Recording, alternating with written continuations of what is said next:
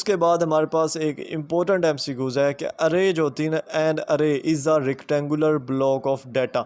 जो अरे है वो रेक्टेंगुलर ब्लॉक ऑफ डाटा, ये पूछते हैं एमसीक्यूज में कि एन अरे is a block of data rectangular है, मतलब कि वो रेक्टेंगुलर है, गोल है, चौरस है, किस तरह से है, तो वो रेक्टेंगुलर ब्लॉक ऑफ डाटा ये बहुत ही ज़्यादा इंपॉर्टेंट है। और इसकी डिफरेंट टाइप्स ऑफ अरे होती हैं, वन डायमेंशनल अरे होती है, टू डायमेंशनल अरे होती है, थ्री डायमेंशनल अरे होती है। लेकिन इसमें जो सिंपलेस्ट फॉर्म होती है ना अरे की, ये भी एमसीक्यूज है इंपॉर्टेंट के, जो सिंपलेस्ट फॉर्म होती है अरे की वो कौन सी होती है, वो होती है वन डायमेंशनल अरे।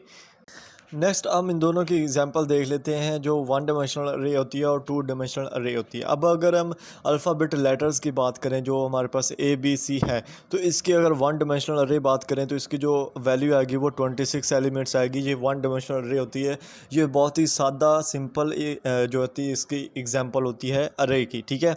अगर हम टू डायमेंशनल अरे की बात करें, टू डायमेंशनल अरे में होता क्या है कि मल्टीपल रोज़ होते हैं, मल्टीपल कॉलम्स होते हैं, और इसको हम आइडेंटिफाई कर सकते हैं like a pairs of indices. Pair of indices का मतलब ये है कि अगर आप लूडो खेलते हो तो वो जो इंडाइस होता है, मतलब कि जो दाना होता है वो लूडो वाला, उसको इंडाइसेस बोलते हैं। उसके पेयर्स हों डिफरेंट्स, तो उसमें क्या होंगे, मल्टीपल रोज आएंगे, मल्टीपल कॉलम्स आएंगे, तो ये तो वो टू डायमेंशनल अरे कंसिस्ट करती है, ठीक है। उसके बाद यहाँ पे इंपॉर्टेंट एमसीक्यूज है नेक्स्ट जनाब, ये अरे के अंदर ही है, और इसमें हमें उन्होंने बोला हुआ इन कंट्रास्ट टू एन अरे recall that an aggregate type aggregate type is a block of data items that might be of different types and size. The items within the block are usually called fields. पहले मैं आपको aggregate type का concept दे देता हूँ। जो aggregate का मतलब होता है वो ये होता है कि different type and different size of data items, ठीक है। अरे के अंदर बेसिकली डाटा ही मौजूद होता है, और एग्रीगेट का मतलब ये होता है कि अरे के अंदर different block of data items होते हैं, जिनका साइज़ भी डिफरेंट होता है और जिनका जो टाइप्स हैं वो भी डिफरेंट होती है, इसलिए हम इसको एग्रीगेट टाइप बोलते हैं। अब इसके आगे हमारे पास एक इंपॉर्टेंट एमसीक्यूज ये है, ठीक है। The items within the block are usually called fields. जो अरे के अंदर जो आइटम्स होती हैं ब्लॉक्स के अंदर, उनको हम क्या बोलते हैं, फील्ड्स बोलते हैं, ठीक है। अच्छा जनाब, यहाँ से आगे ना बहुत ही इंपॉर्टेंट एमसीक्यू स्टार्ट हो रहे हैं, इनको आपने बिल्कुल मिस नहीं करना है यार। अगर आप लोग थक गए हो तो थोड़ा सा पानी लाजमी पी लो, ठीक है।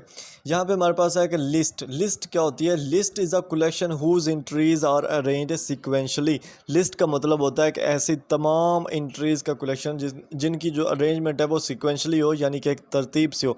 लाइक लिस्ट क्या है, आपके स्टूडेंट्स की लिस्ट है जिनको आपने रोल नंबर के हिसाब से अरेंज किया, लाइक पहला रोल नंबर, फिर उसके पीछे दूसरा, तीसरा, चौथा, पांचवा, ये क्या है, एक आपकी लिस्ट है, ठीक है। समझ आ गई। उसके बाद लिस्ट का जो हेड होता है, इसका बिगिनिंग पहले हम बात कर लेते हैं। List, beginning of a list is called head. अब जो बिगिनिंग होगी ना लिस्ट, जहाँ से शुरू हो रही है उसको हम हेड बोलते हैं, जबकि जो लिस्ट की एंड होती है, जहाँ पे लिस्ट ख़त्म हो रही होती है, उसको हम टेल बोलते हैं, ठीक है। अब ये डाटा टाइप्स हैं, इनको आपको पता होना चाहिए। इसमें जो हमारे पास सेकंड आ जाती चीज़ वो होती है स्टैक। स्टैक का मतलब क्या होता है, a stack is a list in which entries are inserted and removed only at the head. An example of stack of books. For example, stack का मतलब ये होता है कि ऐसा डाटा टाइप्स, ऐसा डाटा एंट्रीज जिनमें क्या हो, एंट्रीज भी सेम हो, इंसर्टेड भी सेम हो, और उनमें जो हमने किसी एंट्री को रिमूव करना हो तो वो भी हम हेड से ही करें, उसको हम स्टैक बोलते हैं। फॉर एग्जांपल, आपने बुक्स जोड़ी हुई हैं, लाइक मैं यहाँ पे बना देता हूँ, ये एक बुक्स है, ये दूसरी बुक्स है, ये तीसरी बुक्स है, ठीक है। अब जब आपने इनको इंटर किया था तो आपने इनको हेड से ही इंटर किया था, आपने ऊपर से हेड से ही इनको इंटर किया था, और जब आप इनको रिमूव करोगे तो आप पहले ऊपर वाली रिमूव करोगे, फिर नीचे वाली रिमूव करोगे, और फिर एंड वाली रिमूव करोगे। तो ये क्या है, हेड से ही आप इंसर्ट कर रहे हो, हेड से ही आप रिमूव कर रहे हो, इसको हम स्टैक बोलते हैं। बहुत ही सिंपल है, इनकी एग्जाम्पल आपको लाजमी याद होनी चाहिए, ठीक है। उसके बाद हमारे पास है स्टैक। स्टैक का जो हेड होता है उसको हम क्या बोलते हैं, उसको हम टॉप ऑफ द स्टैक बोलते हैं, ठीक है। जो स्टैक का हेड होता है उसको हम टॉप बोलते हैं। जो स्टैक की टेल होती है उसको हम क्या बोलते हैं, उसको हम बटम बोलते हैं, या उसको आप बेस भी बोल सकते हो, ठीक है। और नेक्स्ट चीज़ है, जब स्टैक में हमने कोई भी एंट्री इंसर्ट करनी है, कोई for example stack of books है, तो उसके ऊपर जब भी हमने न्यू बुक्स रखनी है तो उस जो प्रोसेस होता है न्यू बुक्स रखने का, उसको हम पुशिंग का नाम देते हैं, ठीक है। और अगर हमने उसी एक एंड वाली जो ऊपर टॉप पे बुक पड़ी होगी उसको हमने रिमूव करना है, ठीक है, उसको रिमूव करना है तो उसको हम पॉपिंग का नाम देते हैं। तो पुशिंग और पॉपिंग ये दोनों भी आपको आने चाहिए, ठीक है। अब इस एंट्री को हम क्या बोलते हैं, इस एंट्री को हम बोलते हैं last in and first out. Last in and first out, LIFO इसका नाम है, last in and first out, यानी कि पहले आया पहले गया, ठीक है, इस तरह आप बोल सकते हैं लीफो, ठीक है। ये लीफो और फीफो जो दो लफ्ज़ है ना, इनका आपको शॉर्ट फॉर्म और लॉन्ग फॉर्म पता होना चाहिए। अब लीफो की डेफिनेशन आपसे पूछते हैं तो, और शॉर्ट क्वेश्चन में भी बहुत इंपॉर्टेंट ये क्वेश्चंस हैं और एमसीक्यूज हैं जो आपके साथ शेयर कर रहा हूँ।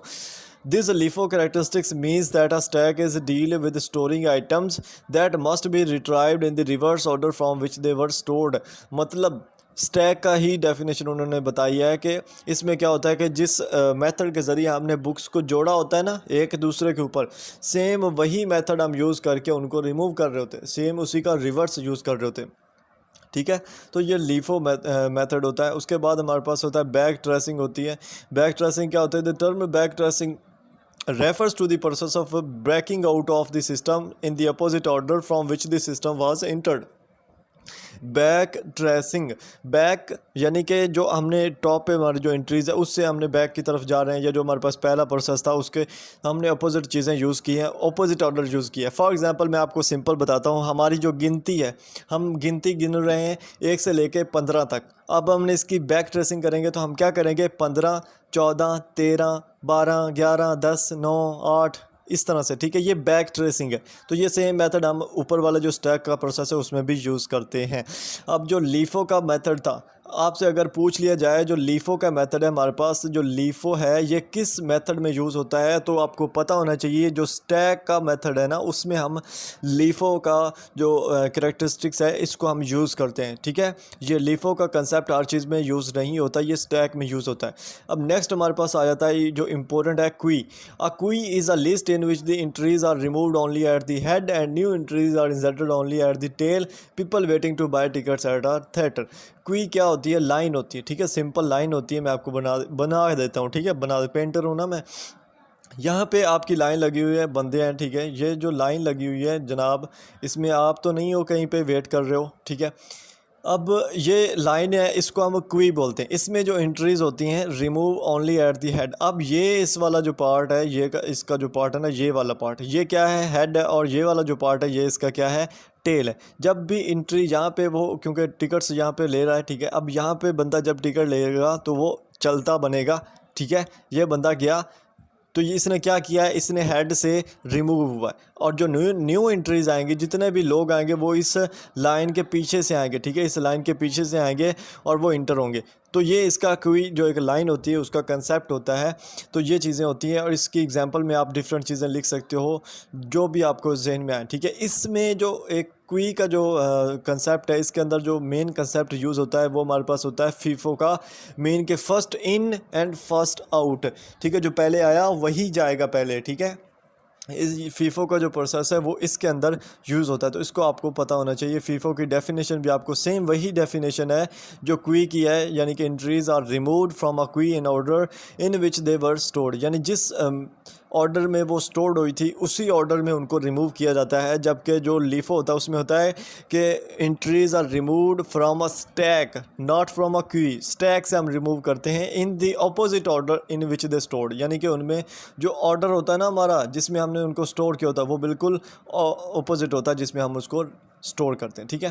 तो ये होता है। उसके बाद जो थर्ड हमारे पास यहाँ पे डाटा टाइप्स आ जाती है, फॉर ये डाटा आइटम्स की टाइप्स आ जाती है। इसमें हमारे पास ट्री आता है। ट्री जो होता है, ट्री क्या होता है ये इतना आपको पता होना चाहिए। पहली डेफिनेशन है ट्री की, is a collection whose entries have a hierarchical organisation. एक ऐसा कलेक्शन जिसके अंदर क्या होता है? हायरार्किकल ऑर्गेनाइजेशन होती है।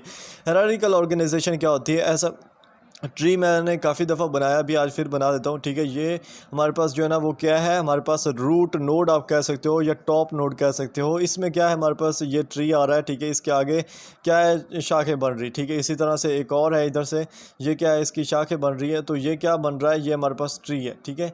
ये होता है बेसिकली ट्री का जो होता है ना, फिर हमारे पास ट्री वो होता है, ठीक है।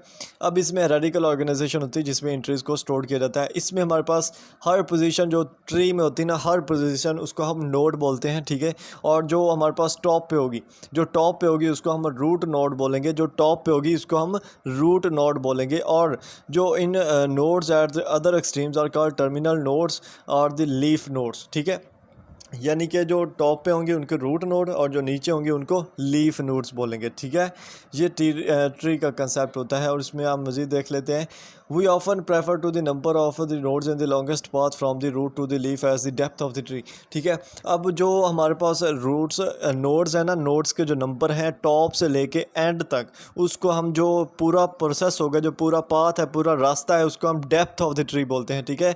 यानी कि ट्री की डेप्थ कितना गहरा है वो, ठीक है। तो ये चीज़ है। इसमें अगर हम देखें जो हमारे पास नेक्स्ट है, इसमें उन्होंने हमको क्या बोला है कि we refers to its immediate descendants as children. और पेरेंट का जो कंसेप्ट है, सिंपल सा कंसेप्ट है, मैं आपको बताता हूँ। इसी ट्री के कंसेप्ट में यहाँ पे हमारे पास ट्री स्टार्ट हो रहा है और ये जो पहली नोड आ रही है, ठीक है। अगर यहाँ से हमारे पास ये एक नोड अलग से हो रही है तो इसको हम क्या बोलेंगे, इसको हम, ये जो पहला होगा ना, ये पहले वाला, इसको हम चिल्ड्रन बोलेंगे। ये जो लंबा था ये पहले वाला, इसको चिल्ड्रन बोलेंगे। और जो इससे आगे ये वाली नोड आगे इससे फूटी है, आप कह सकते हो न्यू शाख इससे आगे निकली है, इसको हम पेरेंट बोलेंगे, सॉरी इसको चिल्ड्रन बोलेंगे। और अगर ये चिल्ड्रन जो होते हैं ना, ये चिल्ड्रन जो होंगे ये एक ही पेरेंट से निकलें, ठीक है, एक ही पेरेंट से 2-3 शाखें निकलें, तो उसको हम क्या बोलते हैं, उसको हम सिबलिंग्स बोलते हैं। लाइक मैं आपको बना देता हूँ, ठीक है। ये हमारे पास है और ये एक आ गया, ये एक आ गया। अब ये जो पेरेंट है ना, ये वाला, इससे 2 शाखें निकल रही हैं, तो ये जो दोनों शाखें होंगी ये क्या बोलेंगे, हम इनको सिबलिंग बोलेंगे और इनको हम बोलेंगे पेरेंट्स, ठीक है। उसके बाद नेक्स्ट हमारे पास होता है a tree in which each parent has no more than 2 children is called a binary tree. ऐसा ट्री जिसमें क्या हो, एक पेरेंट के जिस मोर देन 2 चिल्ड्रन ना हो, जस्ट 2 ही हो, ठीक है, 2 ही शाखें हों, उसको हम बाइनरी ट्री बोलते हैं। नाम से ज़ाहिर कर रहा होता है, बाइनरी मतलब 2 से ज़्यादा ना हो तो उसको हम बाइनरी ट्री बोलते हैं। नेक्स्ट हमारे पास होता है कि we call these smaller structures subtrees. ये जो छोटे छोटे स्ट्रक्चर्स होते हैं ना नीचे, पूरे ट्री के नीचे जो छोटे छोटे स्ट्रक्चर्स होते हैं उनको हम सब ट्रीज बोलते हैं, ठीक है।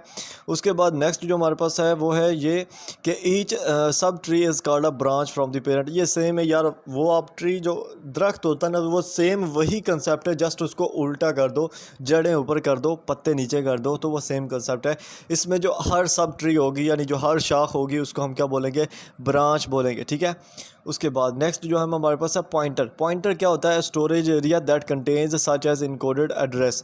पॉइंटर के अंदर एक स्टोरेज एरिया होता है जहाँ पे हम इनकोडेड एड्रेस जो होते हैं ना उनको स्टोर करते हैं। अगर यही पॉइंटर जो होता है ना आगे हमारे पास प्रोग्राम काउंटर के अंदर आता है, there we found that are register card a program counter. जो रजिस्टर्स होते हैं उनको हम प्रोग्राम काउंटर्स बोलते हैं। प्रोग्राम काउंटर्स जो होते हैं वो यूज़ किस लिए होते हैं, is use to hold the address of the next generation to be executors. यानी प्रोग्राम काउंटर प्रोग्राम को काउंट कर रहा है कि नेक्स्ट जनरेशन में, नेक्स्ट इंस्ट्रक्शन में कौन सा प्रोग्राम को हमने जो ना वो एग्जीक्यूट करवाना है, कौन सी इंस्ट्रक्शंस को एग्जीक्यूट नहीं करवाना। तो ये उन तमाम नेक्स्ट इंस्ट्रक्शंस को होल्ड करके रखता है जिनको हमने एग्जीक्यूट करवाना होता है, ठीक है। इसी तरह हमारे पास होता है इंस्ट्रक्शन पॉइंटर। ये जो इंस्ट्रक्शन पॉइंटर होता है ये प्रोग्राम काउंटर का ही नाम होता है, ठीक है। प्रोग्राम काउंटर का ही दूसरा नाम इंस्ट्रक्शन पॉइंटर होता है, मतलब कि ये इंस्ट्रक्शंस को ही कंट्रोल कर रहा होता है, ये होल्ड करके रखता है, ठीक है। उसके बाद हमारे पास आ जाता है ये डाटा को स्टोर करने के लिए डिफरेंट टाइप्स ऑफ हमारे पास होती हैं कि किस तरह डाटा को स्टोर करना होता है। तो जो हमारे पास पहली टाइप होती है वो फ्लैट फाइल की टाइप होती है। फ्लैट फाइल की जो टाइप होती है ये 1 डायमेंशनल स्टोरेज सिस्टम होता है, ये फ्लैट फाइल्स में आते हैं। Meaning that it presents it's information from a single point of view. जो फ्लैट फाइल का सिस्टम आपको पता होना चाहिए जस्ट इतना कि ये 1 डायमेंशनल स्टोरेज सिस्टम होता है और इसमें जो इन्फॉर्मेशन होती है वो सिंगल पॉइंट ऑफ व्यू के साथ देखी जा सकती है, ठीक है। उसके बाद जो आजकल की डाटा माइनिंग टेक्निक्स है उसको हम क्या बोलते हैं, डेटाबेस टेक्नोलॉजी। डेटाबेस टेक्नोलॉजी जो है वो किसके साथ कंबाइन होगी है, डाटा माइनिंग टेक्निक्स के साथ कंबाइन होगी, ठीक है। नेक्स्ट हमारे पास है वर्ल्ड वाइड वेब, या आप इसको कह सकते हो WWW, जो हर भी लिंक से पहले होता है WWW, ठीक है। वर्ल्ड वाइड वेब इसको बोलते हैं, जो इसकी शॉर्ट फॉर्म है, मैं अगेन हाईलाइट कर देता हूँ, वर्ल्ड वाइड वेब। ये क्या होता है, ये underline theme of sites such as, ऐसी साइट्स होती हैं जो पूरी दुनिया के अंदर चलती हैं, उनको हम वर्ल्ड वाइड वेब बोलते हैं। लाइक गूगल है, ईबे है और अमेज़ॉन है, ठीक है। ये तमाम ऐसी वेबसाइट्स हैं जो पूरी दुनिया में चलती हैं, ठीक है। तो इसलिए हम वर्ल्ड वाइड वेब बोलते हैं, ठीक है। अब स्कीमा और सब स्कीमा के 2 important short question and long question and important MCQs यहाँ पे है। जो स्कीमा होता है, स्कीमा जो लफ्ज़ होता है इसका मतलब होता है कि जो पूरी डेटाबेस स्ट्रक्चर होता है ना, पूरा डेटाबेस स्ट्रक्चर, इंटायर डेटाबेस, उसकी डिस्क्रिप्शन होती है।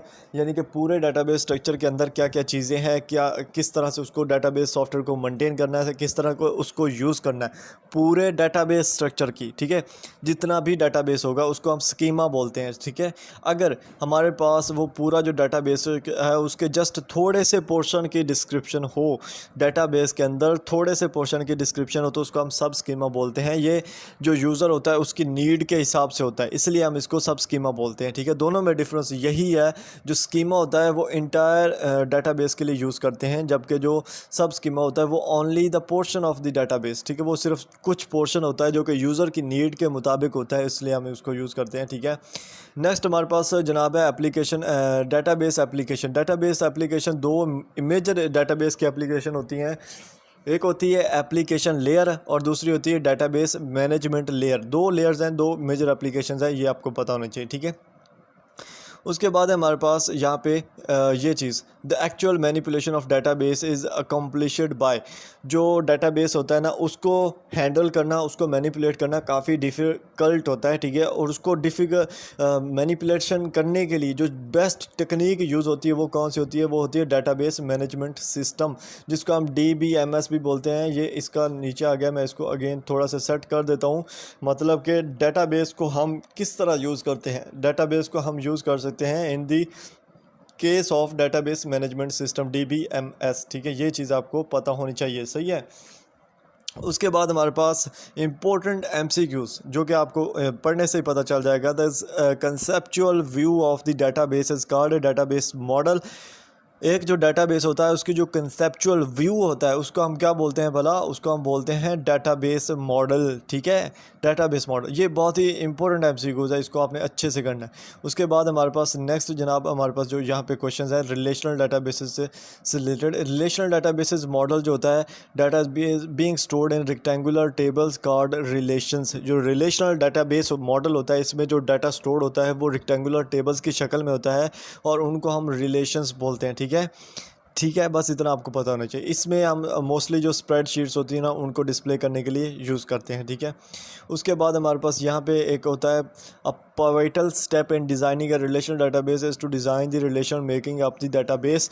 इसमें क्या होता है कि जो रिलेशनल डेटाबेस होता है, जब भी हम उसका डिज़ाइन क्रिएट करना चाह रहे होते हैं तो हम फर्स्ट ऑफ ऑल जो making up of the databases relations होते हैं ना उनका डिज़ाइन लेते हैं। यानी कि डेटाबेस रिलेशन को पूरे को डिज़ाइन करने से पहले जो छोटे छोटे उसके अंदर जो पोर्ट्रेज डाटा होते हैं, जो रिलेशंस होते हैं, छोटे छोटे पोर्शंस, उनको हम डिज़ाइन करते हैं, ठीक है।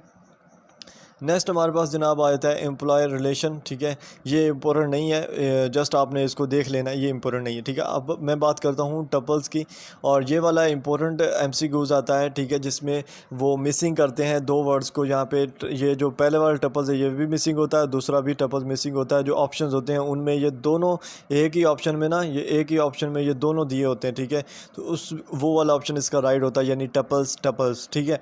ये इंपॉर्टेंट है। इसमें क्या है कि one operation we might want to perform in a relation is to select tuples possessing certain characteristics and to place these selected tuples in a new relation, ठीक है। हम क्या करते हैं, जब भी कोई न्यू रिलेशन परफॉर्म करने चाह रहे होते हैं तो हम टपल्स जो है वो सिलेक्ट करते हैं और उनकी करैक्टरिस्टिक्स के मुताबिक हम उस टपल्स को मज़ीद आगे रिलेशन में, न्यू रिलेशन में सिलेक्ट करके प्लेस करते हैं और हम जो भी हमारा ऑपरेशन होता है उसको हम जो है वो एक्सप्रेस कर देते हैं, ठीक है।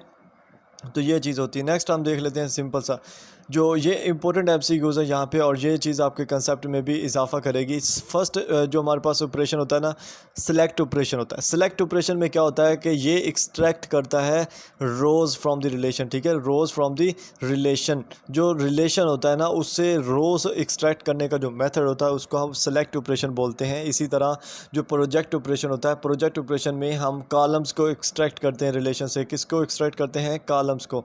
तो ये अक्सर पूछा जाता है कि सिलेक्ट ऑपरेशन किस चीज़ को एक्सट्रैक्ट करने के लिए यूज़ होता है। तो सिलेक्ट ऑपरेशन रोज़ के लिए होता है, जबकि जो प्रोडक्ट का ऑपरेशन होता है वो किसके लिए यूज़ होता है, वो हमारे पास जो कॉलम्स होते हैं हमारे पास उनको एक्सट्रैक्ट करने के लिए यूज़ होता है, ठीक है।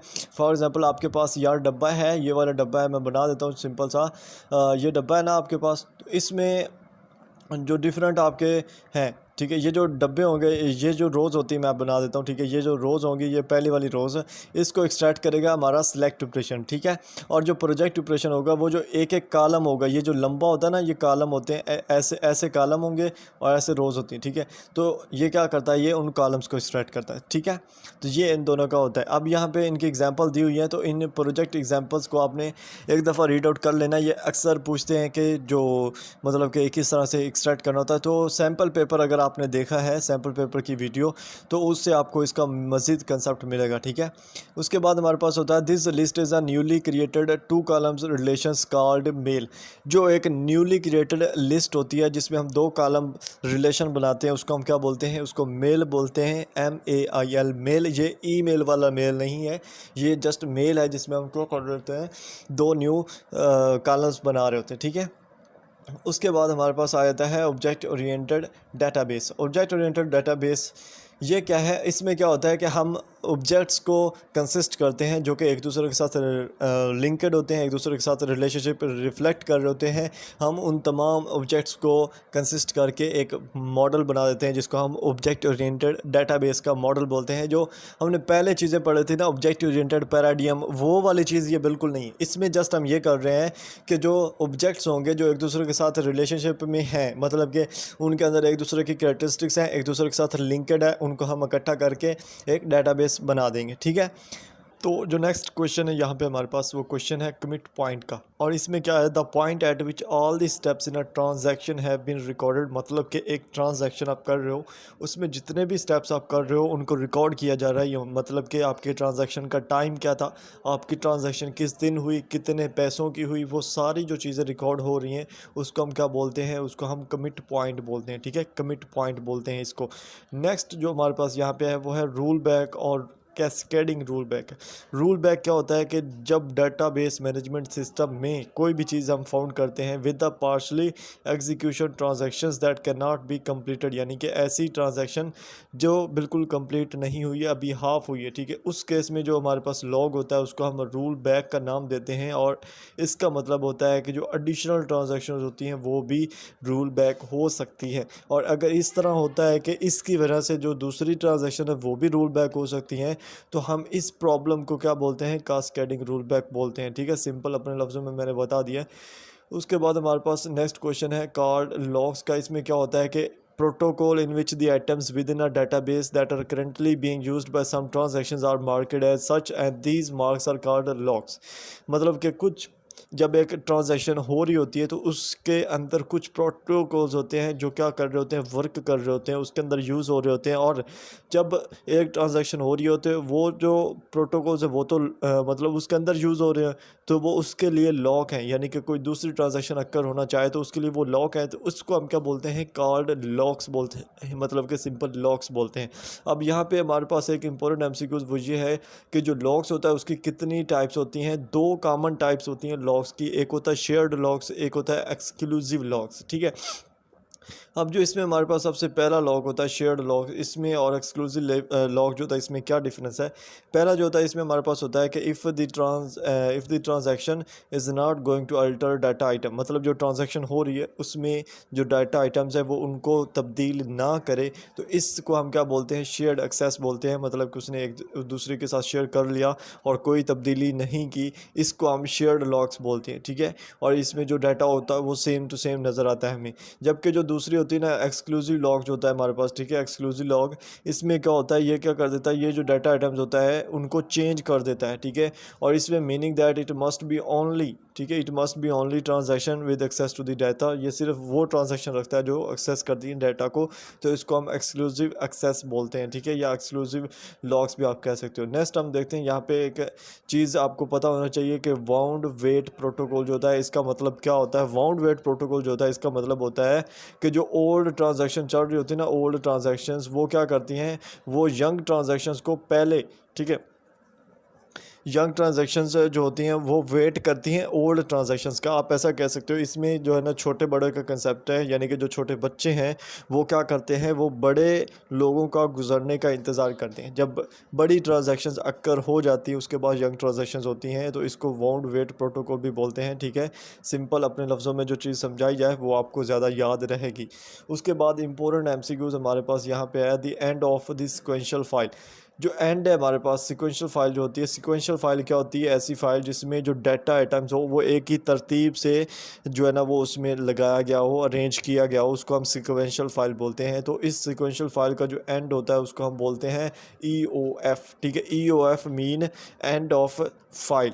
ठीक है, एंड ऑफ फाइल ये शॉर्ट फॉर्म है इसकी ई ओ एफ, और इसका सिक्वेंशियल फॉर्म की एंड होती है जिसको हम ये बोलते हैं। ठीक है, नेक्स्ट हम देखते हैं। नेक्स्ट हमारे पास सिक्वेंशियल फाइल के एग्जांपल में जो है ना वो क्या दिया गया है कि a classic example involving special sequential file is पे रोल प्रोसेसिंग। ठीक है, पे रोल प्रोसेसिंग की जो यहाँ पे एग्जांपल हमारे पास दी हुई है। ठीक है, ये आपने एग्जांपल लाजमी करनी है कि जो सिक्वेंशियल फाइल होती है उसकी जो एग्जांपल है वो क्या है, तो वो जनाब आपके सामने है पे रोल प्रोसेसिंग। ठीक है, पे रोल प्रोसेसिंग। नेक्स्ट हमारे पास हैशिंग का क्वेश्चन है, और इसमें हमारे पास इंपॉर्टेंट एमसीक्यूज़ भी है और लॉन्ग क्वेश्चन शॉर्ट क्वेश्चन भी है कि हैशिंग की टेक्निक क्या होती है। हैशिंग जो होती है, hashing is a technique that provide similar access without such overhead. ठीक है, सिमिलर एक्सेस प्रोवाइड करती है विदाउट सच ओवरहेड, तो इसको हम हैशिंग का नाम बोलते हैं। इसमें जो रिकॉर्ड होते हैं उनको लोकेट किया जाता है बाय मीन्स ऑफ अ की वैल्यू। की वैल्यू एक होती है, उसके मुताबिक रिकॉर्ड को लोकेट किया जाता है। मतलब कि रिकॉर्ड जो है किसी भी फाइल का कोई भी डाटा उसको हमने रखा है अपने पीसी में, तो एक उसकी की अपने पास बना लेंगे कि ये नंबर एक बना लेंगे कि इस नंबर पर ये वाला डाटा पड़ा है, तो उसको हम हैशिंग बोलते हैं। मतलब कि हैश कर देना, नंबर दे देना। हैश जो होती है, जैसे हम हैश लगाते हैं ना, हैशिंग। ठीक है, ऐसे। ठीक है, ये वाली जो हैश मैं लगा रहा हूँ, ये वाली हैश, ये वो ही हैशिंग है। इसका मतलब है नंबर देना। ठीक है, फाइल्स को जो हम यूज़ करते हैं उनको क्या कर देते हैं, नंबर्स दे देते हैं। तो ये वो चीज़ यहीं पे बयान हो रही है। ठीक है, उसके बाद हमारे पास है data storage space is divided into several sections. जो डाटा स्टोर करती है ना स्पेस, ठीक है, उसको हम डिवाइड करते हैं सेवरल सेक्शंस में, और हर सेक्शन को हम क्या बोलते हैं, बकेट्स बोलते हैं, या आप बकेट्स बाल्टी भी बोल सकते हो, जैसा दिल करता है। ठीक है, मतलब कि डाटा को स्टोर करते हैं तो उसकी स्पेस जो होती है उसको हम डिवाइड कर देते हैं ताकि इजीली हमें उसको अरेंज करना हो, कोई चीज़ ढूंढनी हो तो वो इजी हो जाए हमारे लिए। ठीक है, उसके बाद हमारे पास हैश फंक्शन होता है। इसमें क्या होता है हमारे पास, the conversion from key values to bucket number is called hash function. जो हम कन्वर्ट करते हैं की वैल्यू को बकेट नंबर्स में, ठीक है, की वैल्यूज़ को बकेट नंबर में कन्वर्ट करते हैं तो उसको हम क्या बोलते हैं, हैश फंक्शन बोलते हैं। ठीक हो गया। उसके बाद जनाब हमारे पास जो नेक्स्ट क्वेश्चन है वो है हैश फाइल का और हैश टेबल का। दोनों में डिफरेंस आपको पता हो कि हैश फाइल क्या होती है, हैश टेबल क्या होता है। जो हैश फाइल होती है इसमें क्या होता है, hashing. Hashing is applied to a structure in a mass storage, the result is called. अगर जो हैशिंग हम अप्लाई कर रहे हैं वो मास स्टोरेज पर अप्लाई हो तो उसको हम क्या बोलते हैं, उसको हम हैश फाइल बोलते हैं। ठीक है, और अगर वही स्ट्रक्चर जो हम अप्लाई कर रहे हैं वो with in the main memory हो, ठीक है, अगर वो मेन मेमोरी के दरमियान हम वहाँ पे उसका स्टोरेज स्ट्रक्चर पे अप्लाई कर रहे हैं, तो इस तरह का जो हमारे पास हैशिंग होगा उसको हम हैश टेबल बोलेंगे। ठीक है, दोनों में डिफरेंस सिंपल है। अगर तो हमारी जो हैशिंग है वो स्टोरेज स्ट्रक्चर जो मास स्टोरेज में है ना, मास स्टोरेज में, उसमें मास स्टोरेज में है तो हैश फाइल है, और अगर वो मेन मेमोरी में है तो उसको हम हैश टेबल का नाम देते हैं। ठीक हो गया। नेक्स्ट जो हमारे पास क्वेश्चन है वो है क्लस्टरिंग का। क्लस्टरिंग क्या होता है, क्लस्टर होता है मेन चीज़ होती है, लाइक जैसे अंगूरों को गुच्छा होता है, अब मौसम भी है खाया भी करें। ठीक है, क्लस्टरिंग होता है वही गुच्छा होता है अंगूरों का। इसमें क्या उन्होंने बताया, इसमें मैं बताया कि if a disproportionate numbers of keys happens to hash to the same bucket a phenomenon called clustering. मतलब कि क्या होता है कि सही नहीं होते, अरेंजेड नंबर्स नहीं होते, डिफरेंट नंबर्स होते हैं, बिखरे हुए नंबर्स होते हैं, और कीज़ के जो कीज़ होते हैं ना उनके नंबर्स होते हैं जो कि एक ही हैश के अंदर सेम बकेट में हैपन हो रहे होते हैं, तो उसको हम क्या बोलते हैं, क्लस्टरिंग बोलते हैं। वो क्या बना देते हैं, मिलके एक गुच्छा सा बना देते हैं, तो इसलिए हम उसको क्लस्टरिंग बोलते हैं। नेक्स्ट हमारे पास है data warehouses. Data warehouses क्या होता है, इसका मतलब है, ये इंपॉर्टेंट एमसीक्यूज़ है, एक इंपॉर्टेंट एमसीक्यूज़। ठीक है, इसमें क्या है हमारे पास कि data mining as practised on static data collections. जो डाटा माइनिंग की टेक्निक होती है, डाटा माइनिंग की टेक्निक होती है वो क्या करती है, वो स्टैटिक डाटा कलेक्शंस पर प्रैक्टिस की जाती है, तो उसको हम क्या बोलते बोलते हैं, उसको हम वेयर हाउसेस बोलते हैं, ठीक है, उसको हम वेयर हाउसेस बोलते हैं। और ये आपको पता होना चाहिए अच्छे से, warehouses, data warehouses यानी कि डाटा के रखने की जगह जहाँ पे डाटा को कलेक्ट किया जाता है, डाटा को माइनिंग की जाती है, ठीक है। अब यहाँ पे एक इम्पोर्टेंट शॉर्ट क्वेश्चन है, बहुत ही ज़्यादा इम्पोर्टेंट है आपके फाइनल के लिए। इसमें डाटा माइनिंग की टेक्निक्स आपसे पूछते हैं, वो पूछते हैं कि डाटा माइनिंग्स की दो फॉर्म्स बताएं। अच्छा, इसमें आपने कंफ्यूज नहीं होना, एक होता है डाटा टाइप्स, एक होता है डाटा माइनिंग। डाटा टाइप्स जो होता है उसमें हमारे पास वो दूसरे आ जाते हैं, जैसे कि क्वी है, ट्री है, स्टैक है, ठीक है, वो वाले डाटा टाइप्स होते हैं जिसमें हम डाटा को किस तरह से स्टोर कर रहे होते हैं या किस तरह से मैनेज कर रहे होते हैं, वो होता है। ये डाटा माइनिंग होती है, डाटा माइनिंग होती है। इसमें जस्ट दो कॉमन फॉर्म्स हैं, एक होती है हमारे पास क्लास डिस्क्रिप्शन होती है और दूसरी होती है class discrimination. Class description and class discrimination, दोनों में डिफरेंस क्या है थोड़ा सा आपको बता देता हूँ मैं। जो क्लास डिस्क्रिप्शन ये डील्स करती है identify the properties that characterise a given group of data items.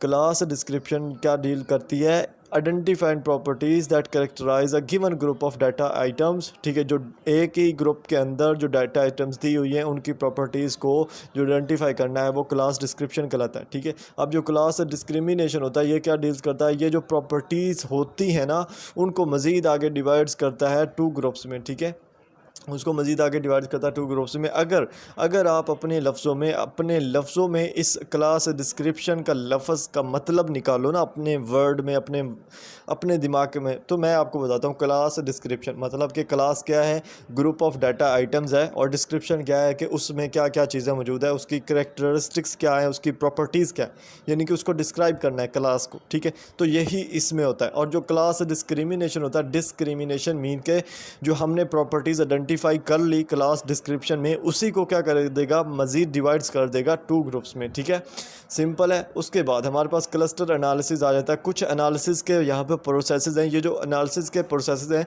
ये शॉर्ट क्वेश्चंस में भी आ सकते हैं और आपको आने भी चाहिए, ठीक है। उसके बाद है हमारे पास another form of data mining, ये भी डाटा माइनिंग की एक फॉर्म है। इसमें हमारे पास क्या है, ये फॉर्म है, इसमें हमारे पास क्लस्टर एनालिसिस है। अगर आपसे ये पूछते हैं कि डाटा माइनिंग की फॉर्म्स बताएं तो जस्ट आपने ये दो वाली बतानी है, ऊपर वाले शॉर्ट क्वेश्चन पूछते हैं तो जस्ट आपने दो बतानी है। और जब ये एनालिसिस का टॉपिक्स में से आपसे आए तो ये डिफरेंस पूछेंगे कि क्लस्टर एनालिसिस में क्या फ़र्क है, एसोसिएशन में, आउटलायर में क्या फ़र्क है। सी तो यहाँ पे क्लस्टर एनालिसिस क्या होता है, क्लस्टर अगेन बताया आपको, ये भी वही गुच्छे होते हैं। इसमें क्या होता है, विच सीक्स टू डिस्कवर क्लासेस, इसमें क्लासेस को डिस्कवर किया जाता है, यानी इसमें पूरे डाटा आइटम्स के क्लस्टर्स बने होते हैं डिफरेंट, और उन क्लस्टर्स में से ये क्लासेस को डिफरेंट करता जाता है। क्लास क्या होता है, एक ग्रुप ऑफ डाटा आइटम्स होता है, क्लास मतलब ग्रुप ऑफ डाटा आइटम्स, या आप ऐसा कह सकते हो क्लास मतलब जितने भी एक क्लास के स्टूडेंट्स लाइक CS के कितने स्टूडेंट्स हैं, तो ये एक क्लास है ना, तो इसी का मतलब वही है, सेम है, जो जितने भी स्टूडेंट्स हैं वो तमाम डाटा आइटम्स है, तो ये उसको डिस्कवर करता है, ठीक है। उसके बाद हमारे पास ये जो है इसको आप छोड़ दीजिए, ठीक है, ये इंपॉर्टेंट नहीं है। उसके बाद जो हमारे पास है एसोसिएशन एनालिसिस, ठीक है। एसोसिएशन एनालिसिस में आप क्या करते हो कि आप देखते हो कि जो आपने डाटा ग्रुप्स वहाँ से डिस्कवर किए हैं उनके दरमियान लिंक्स कितना है, ठीक है, वो एक दूसरे के साथ एसोसिएट कितने हैं, इन्वॉल्व कितने हैं, ठीक है, जस्ट इतना आपको याद होना चाहिए। उसके बाद नेक्स्ट अगर देखो आउटलायर एनालिसिस, इसमें क्या होता है, ये भी डाटा माइनिंग की एक फॉर्म है, और इसमें क्या होता है, identify the data entries that do not comply with the normal. Outlier में होता है कि जो ये वो तमाम एंट्रीज़ को आइडेंटिफाई करता है जो दूसरे जो नॉर्मल होती हैं, दूसरी डाटा एंट्रीज़ होती हैं उनके साथ कंप्लाई नहीं करता, यानी उनके साथ इन्वॉल्व नहीं होता है, इसको आउटलायर एनालिसिस इसीलिए बोलते हैं। नेक्स्ट जो हमारे पास होता है वो सिक्वेंशियल पैटर्न एनालिसिस होता है। सिक्वेंशियल पैटर्न एनालिसिस, सिक्वेंशियल मतलब कि पैटर्न्स जो होते हैं ना, जो भी हमारे पास डाटा है जो हमने निकाला है ऊपर से, उसमें देखते हैं कि ये किस तरह से अरेंज किया गया है, उसके जो पैटर्न्स ऑफ बिहेवियर होता है ओवर टाइम उसको हम इसमें कैलकुलेट करते हैं, सिंपल है। तो ये दो तीन चीज़ें जो कि आपको आनी चाहिए, बहुत ही ज़्यादा इंपॉर्टेंट है इसमें। नेक्स्ट जो हमारे पास इंपॉर्टेंट MCQs है जो कि आपको पता है कि हमारे क्या बोलते हैं उसको आता रहा है हमारे क्विज़ में भी, वो है हमारे पास ये वाला। इसमें क्या है, the data collection process is readily apparent, in others it is subtle. जो डाटा कलेक्शन का प्रोसेस होता है वो रेडली अपेरेंट होता है, अपेरेंट मतलब साफ शफाफ होता है, जबकि कुछ केसेस में वो क्या होता है, सबटल होता है। सबटल मीन कि वो सही साफ शफाफ नहीं होता। तो ये एक बहुत ही ज़्यादा इंपॉर्टेंट है। इसमें वो क्या बोलते हैं, इसमें आपको पूरी स्टेटमेंट दी होती है ये सारी, और जो ये it is a subtle, subtle का जो लफ्ज़ होता है ये आपको ऑप्शंस में मिलता है, ठीक है। अब यहाँ से हमारी जो नेक्स्ट स्टार्ट हो रहे हैं, ये हो रहे हैं स्टार्ट हमारे 81 से आगे, और 81 में जो हमारे पास ये आर्टिफिशियल इंटेलिजेंस और ये सारे हैं, ठीक है। तो इसमें हम देख लेते हैं इनको, आर्टिफिशियल इंटेलिजेंस और ये वाले सारे इंपॉर्टेंट एमसीक्यूज़ हैं जो कि आपको आने चाहिए हर सूरत में, ठीक है। आर्टिफिशियल इंटेलिजेंस होती क्या है, पहले तो आपको ये पता होना चाहिए। Artificial intelligence field of computer science है जिसमें क्या करते हैं हम ऑटोनोमस मशीन्स बनाते हैं, यानी कि खुद ब खुद चलने वाले मशीन्स बनाते हैं, और ये जो मशीन्स होती हैं काम करती हैं हमारे लिए, और ये ह्यूमन इंटरवेंशन यानी ह्यूमन की मर्ज़ी के मुताबिक, इंसान की मर्ज़ी के मुताबिक ये कम्प्लेक्स जो काम होते हैं उनको करवाते हैं। ये आर्टिफिशियल इंटेलिजेंस की तारीफ़ है, और ये एक एमसीक्यू जनाब यहाँ पे सबसे इम्पोर्टेंट एमसीक्यूज़ है हमारे पास, छोटा सा है, आपको यहाँ पे ना आप इसमें कंफ्यूज हो जाते हो क्योंकि वो ऑप्शन ही इस तरह के देते हैं।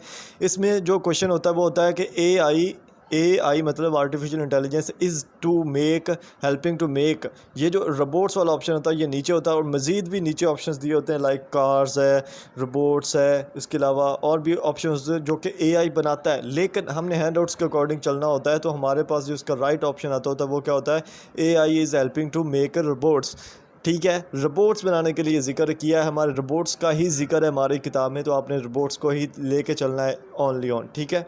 नेक्स्ट हम देखते हैं जो रोबोट्स होता है, बेल्जियन पेपर रोबोट्स है, वो हॉस्पिटल्स में वर्क करता है, ठीक है, बेल्जियन में, ठीक है। हॉस्पिटल्स में पहला इसमें एमसीक्यूज़ वो ये पूछते हैं कि कौन सा ऐसा रोबोट है जो हॉस्पिटल्स में वर्क करता है, तो उसका नेम जो है वो है पेपर, ठीक है, पेपर रोबोट्स। यहाँ पे मैं इसको अगेन कर देता हूँ, ये है पेपर रोबोट्स, ठीक है। नेक्स्ट वो ये पूछते हैं कि वो किस अगेन ये भी पूछते हैं कि पेपर रोबोट किस लिए वर्क करता है, तो वो जनाब हॉस्पिटल्स में वर्क करता है। सेकंड वो ये पूछते हैं कि वो किस जगह पे वर्क करता है, तो वो बेल्जियम में वर्क करता है। इसमें एक और क्वेश्चन वो ये पूछते हैं कि उसकी जो कैपेबिलिटी वो क्या है, वो कितने टाइम्स जो है ना एक पर्सन को, एक जो पेशेंट होता है उसको उठा सकता है, तो वो जनाब जो ना 40 टाइम्स वो ना पर्सन को उठा सकता है, ठीक है। उसके बाद हमारे पास अगेन क्वेश्चन आता है, ये जो सॉफ्टवेयर इंजीनियरिंग होती है उसी में ये दो चीज़ें हम अगेन भी मेंशन करेंगे, पहले भी कर लिया अगेन भी करेंगे। हमारे पास दो तरह के नॉलेज होते हैं जब भी हम AI डेवलप कर रहे होते हैं, एक होता है प्रोसीजरल नॉलेज, ठीक है, प्रोसीजरल नॉलेज होता है एक, और दूसरा होता है डिक्लेरेटिव नॉलेज, ठीक है। अब जो प्रोसीजरल नॉलेज होता है, प्रोसीजर मतलब के लर्निंग होती है हमारे पास, हमने प्रोसीजर बनाना होता है कि हाउ, ठीक है, हाउ किस तरह से हम इसको डिज़ाइन करें, हाउ, ठीक है, उसको प्रोसीजरल बोलते हैं। इसके लिए हम जो वर्ड यूज़ करते हैं वो हाउ का वर्ड यूज़ करते हैं। इसी तरह अगर हमने डिक्लेरेटिव नॉलेज को करना है, डिक्लेरेटिव नॉलेज को, तो उसके लिए जो हम वर्ड यूज़ करते हैं उसका मतलब होता है कि क्या क्या हमने करना है, ठीक है। प्रोसीजर हमें पता चल गया कि हाउ इस तरह से हमने करना है, और डिक्लेरेटिव में होता है हमने क्या क्या करना है। तो इसके लिए हम जो लफ्ज़ यूज़ करते हैं वो होता है व्हाट का लफ्ज़ यूज़ करते हैं यहाँ पे, ठीक है, मैं हाईलाइट कर दिया, व्हाट का लफ्ज़ हम यूज़ करते हैं, और ये आपको आना चाहिए, ठीक है। उसके बाद हमारे पास ट्यूरिंग टेस्ट है, इंपॉर्टेंट क्वेश्चन है। ट्यूरिंग टेस्ट जो होता है ये क्या होता है, ट्यूरिंग टेस्ट बेसिकली यूज़ होता है आर्टिफिशियल जो इंटेलिजेंस होती है और उन तमाम सॉफ्टवेयर एनालिसिस को मैयर करने के लिए ये ट्यूरिंग टेस्ट यूज़ होता है। इसको सबसे पहले किसने प्रपोज किया था ये आपको पता हो तो इसको एलन ट्यूरिंग के नाम से एक साइंसदान था, उसने प्रपोज किया था 1950 में इसको प्रपोज किया गया था, और ये आपको पता होना चाहिए, ठीक है। नेक्स्ट इसमें क्या होता है कि हमारे पास जो ट्यूरिंग टेस्ट है, प्रेडिक्टेड दैट ओवर एयर, ये मैं हाईलाइट कर देता हूँ फर्स्ट। इसमें 2-3 MCQs हैं, ठीक है, इसी एक लाइन में। पहला जो होता है ये है कि जो ट्यूरिंग टेस्ट था वो किस ईयर में प्रेडिक्ट किया गया था, तो वो 2000 में किया गया था, ठीक है। 2000 में इसको प्रेडिक्ट किया गया था, और इसकी जो परसेंटेज चांसेस थे पास करने के, किसी भी मशीन्स का जो ट्यूरिंग टेस्ट पास करने के चांसेस थे वो कितने थे, जस्ट 30% थे। कितने थे, 30% थे, ठीक है। अब इसमें जो क्वेश्चंस वो ये पूछता है एक और अगेन कि जो वो पास करता था वो कितने मिनट में पास करता था टेस्ट को, तो उसके लिए जनाब मैंने हाईलाइट किया 5 मिनट्स का ड्यूरेशन था किसी भी मशीन्स को ट्यूरिंग टेस्ट पास करने के लिए, 5 मिनट का ड्यूरेशन होता था, जो कि बहुत ज़्यादा था, और उसमें भी 30% चांस होते थे कि वो मशीन जो है ना वो ट्यूरिंग टेस्ट को पास कर सके, ठीक है। तो इसमें 5 मिनट का जो ऑप्शन है ये इसका राइट होगा, और ये एक इम्पोर्टेंट MCQs है आपका, ठीक है। उसके बाद एनालिसिस आ जाते हैं हमारे पास। एनालिसिस में एक होता है सिंटैक्टिक एनालिसिस। सिंटैक्टिक एनालिसिस का मतलब होता है सिंटैक्टिक, मतलब कि जो भी सेंटेंस है उसके सब्जेक्ट कितने हैं, या अगर आप ऐसा कह सकते हो कि जो मशीन है, एक मशीन, उसके कंपोनेंट कौन कौन से हैं। ठीक है, सिंटैक्टिक मतलब उसके कंपोनेंट कौन कौन से हैं। अगर हम इसको इंग्लिश की ग्रामर की रूप से ले तो यहाँ पे हमारे पास आ जाएगा कि एक जो सेंटेंस है उसके अंदर सब्जेक्ट क्या क्या है। ठीक है, इसको सिंटैक्टिक बोलते हैं।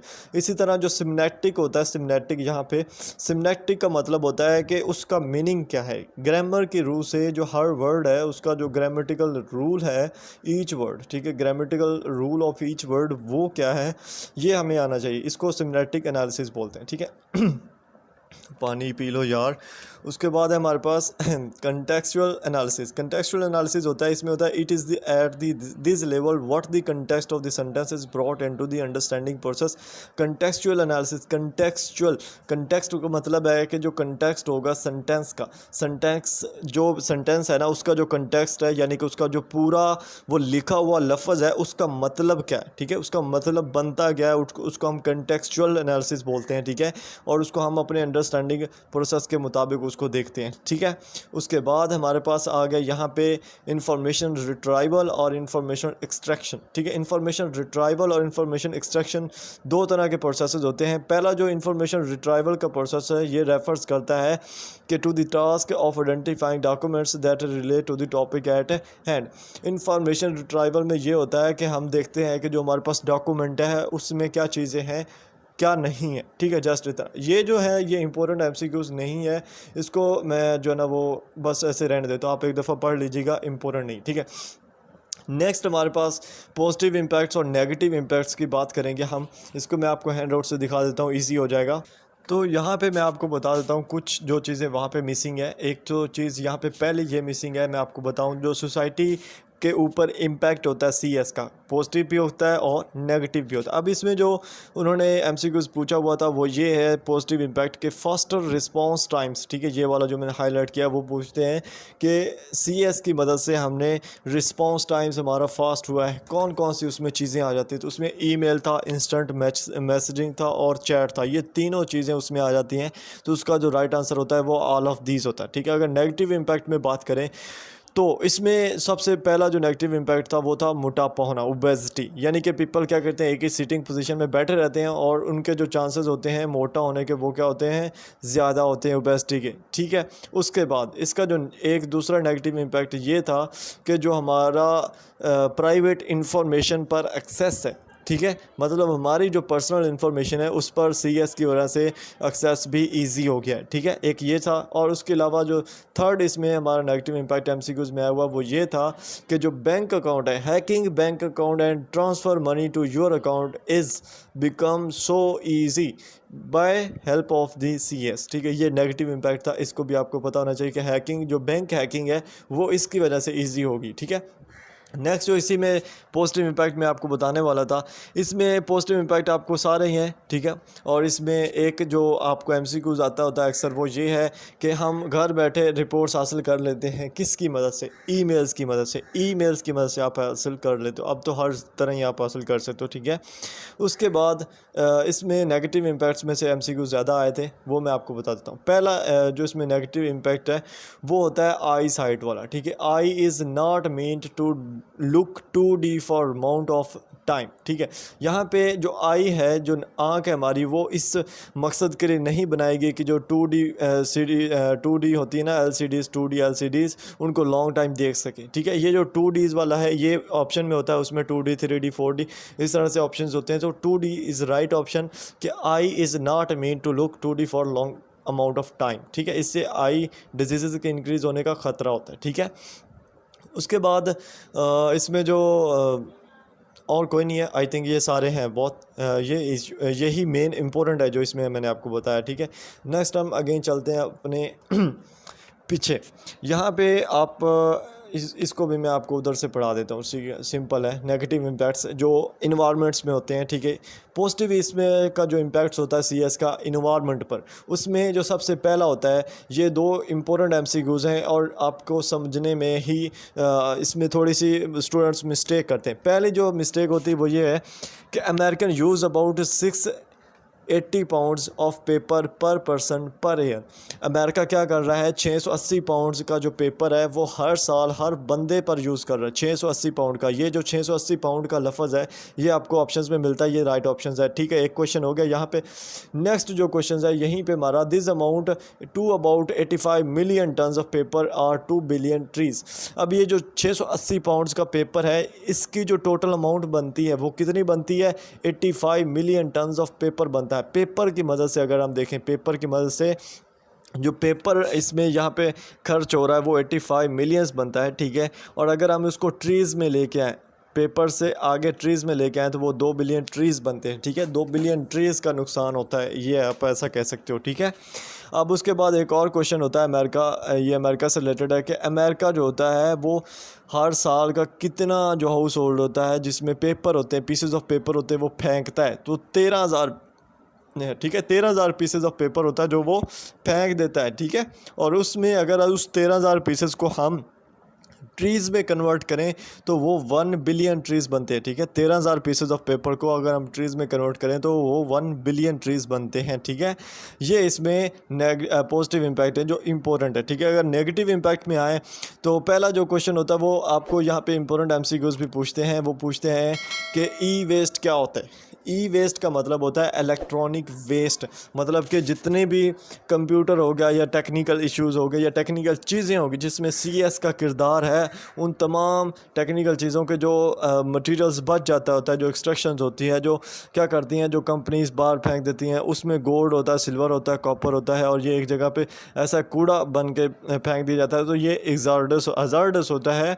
इसकी वजह से क्या होता है, बहुत सारी बीमारियाँ होती है और ये इसको ई वेस्ट बोलते हैं। ठीक है, अब ई वेस्ट की वजह से कुछ बीमारियां हो जाती हैं और उन बीमारियों के नेम आपको पता होने चाहिए। ई वेस्ट की वजह से जो होती हैं, जो पहली बीमारी यहाँ पे हो जाती है वो होती है कैंसर की।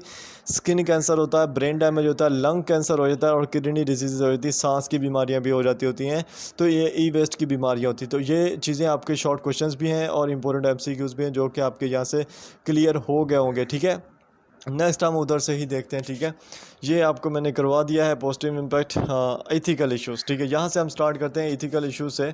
और इसमें जनाब हमारे पास जो एथिकल इश्यूज़ हैं, पहला जो एथिकल इश्यूज़ है are related to moral principles or the branch of knowledge dealing with these.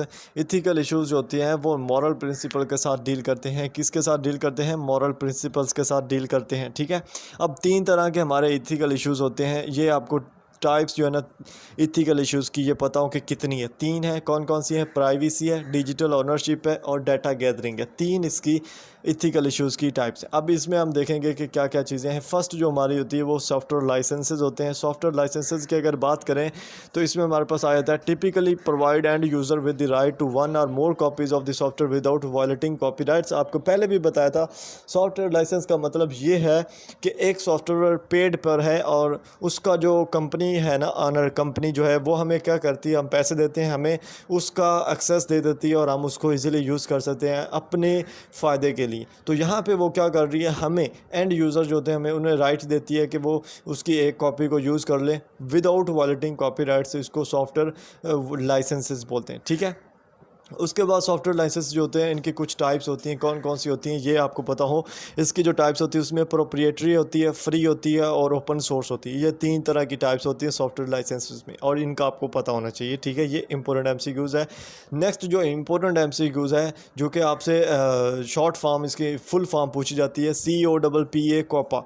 ठीक है, कॉपा भी बोलता हूँ मैं इसको ताकि आपको थोड़ा इजी याद रहे।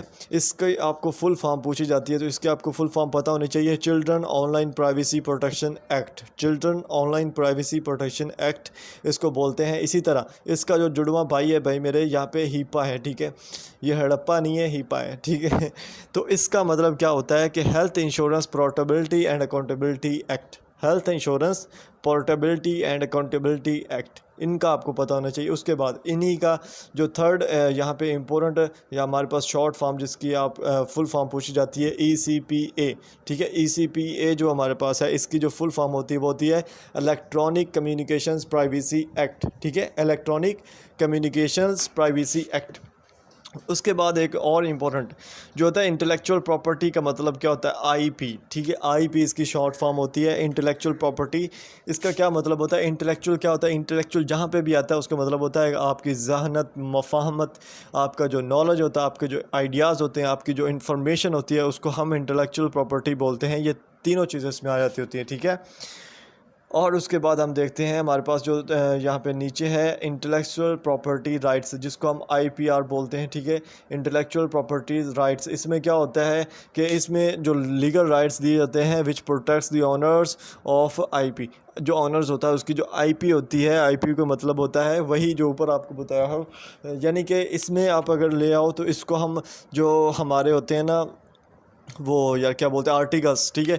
उसमें ये आ जाती होती है कि आपने आर्टिकल लिखा, उसको पेटेंट करवा दिया, और आपका जो वहाँ पे आइडिया था वो यूनिक था, वो आइडिया किसी ने नहीं दिया था, तो उसका जो राइट होगा उसको हम इंटेलेक्चुअल प्रॉपर्टी राइट्स बोलेंगे, ठीक है, ताकि कोई दूसरा बंदा उस आइडिया को यूज़ करके अपना फ़ायदा ना ले, ठीक है। उसके बाद यहाँ पे हमारे पास है जनाब computer security. Computer security also known as a cyber security और IT सिक्योरिटी। इतना आपको पता हो कि जो कंप्यूटर सिक्योरिटी होती है उसको हम क्या बोलते हैं, साइबर सिक्योरिटी बोलते हैं या IT सिक्योरिटी बोलते हैं, ठीक है। ये आपको बस पता होना चाहिए। बाकी जो मज़ीद है नीचे ये इतना अहम नहीं है, जस्ट यही बताया हुआ है कि कंप्यूटर को डैमेज होने से, सॉफ्टवेयर या हार्डवेयर को, तो हम क्या करते हैं डिफरेंट सोर्सेज यूज़ करते हैं ताकि हम उसको बचा सकें, ठीक है। उसके बाद हम यहाँ पे इम्पोर्टेंट कुछ नहीं है, जस्ट मैं इसको डल कर देता हूँ। यहाँ पे ये चीज़ आपने याद करनी है, LAN, लैन, ठीक है। इसका मतलब क्या होता है, लोकल एरिया नेटवर्क, ठीक है। लोकल एरिया नेटवर्क ये आपको पता होना चाहिए बस, ठीक है। इसमें भी आपने और कुछ नहीं यूज़ करना। उसके अलावा जो प्राइवेसी यूजेस होते हैं, the theory of natural rights, जो प्राइवेसी यूजेस की थ्योरी है वो किस राइट्स पर अमल करती है। ये इंपॉर्टेंट MCQs है, जस्ट वो ये पूछते हैं कि जो प्राइवेसी यूजेस है वो किस थ्योरी के मुताबिक चल रहा है। प्राइवेसी यूजेस तो वो नेचुरल राइट्स के थ्योरी पे चल रहा है, यहाँ पे नेचुरल राइट्स की बात हो रही है, ठीक है। नेचुरल राइट्स की बात हो रही है बस। प्राइवेसी जहाँ पे भी आएगी आपका नेचुरल कुदरती हक है, ठीक है, कुदरती हक आप इसको कह सकते हो, तो ये उस पर अमल करता है। नेक्स्ट हमारे पास एक इम्पोर्टेंट ये क्या बोलते हैं कि शॉर्ट फॉर्म है और इसकी फुल फॉर्म आपको पता होनी चाहिए, EPIC, electronic privacy information centre, electronic privacy information centre, ठीक है, ये आपको पता होना चाहिए। इसमें और कुछ नहीं करना। नेक्स्ट नीचे देखें हमारे पास है independent non profit research center is present in. जो independent non profit research center है, यानी कि अकेला वाहिद जो कि बिल्कुल मुनाफा नहीं कमा रहा, कुछ नहीं कर रहा, वो वाशिंगटन DC में है। उसका सिंपल और सिंपल मिशन ये है कि हमारी जो प्राइवेसी है, जो हमारे राइट्स इश्यूज़ हैं उनको डील करे, ठीक है। उसके लिए सेंटर बनाया गया है जो कि हमारे वाशिंगटन DC में मौजूद है, ठीक है। हमारे नहीं है, मतलब अमेरिका में है आई थिंक, है ना। तो उसके बाद हमारे पास PI जो प्राइवेसी इंटरनेशनल होता है, ठीक है। एक का था IP, ठीक है।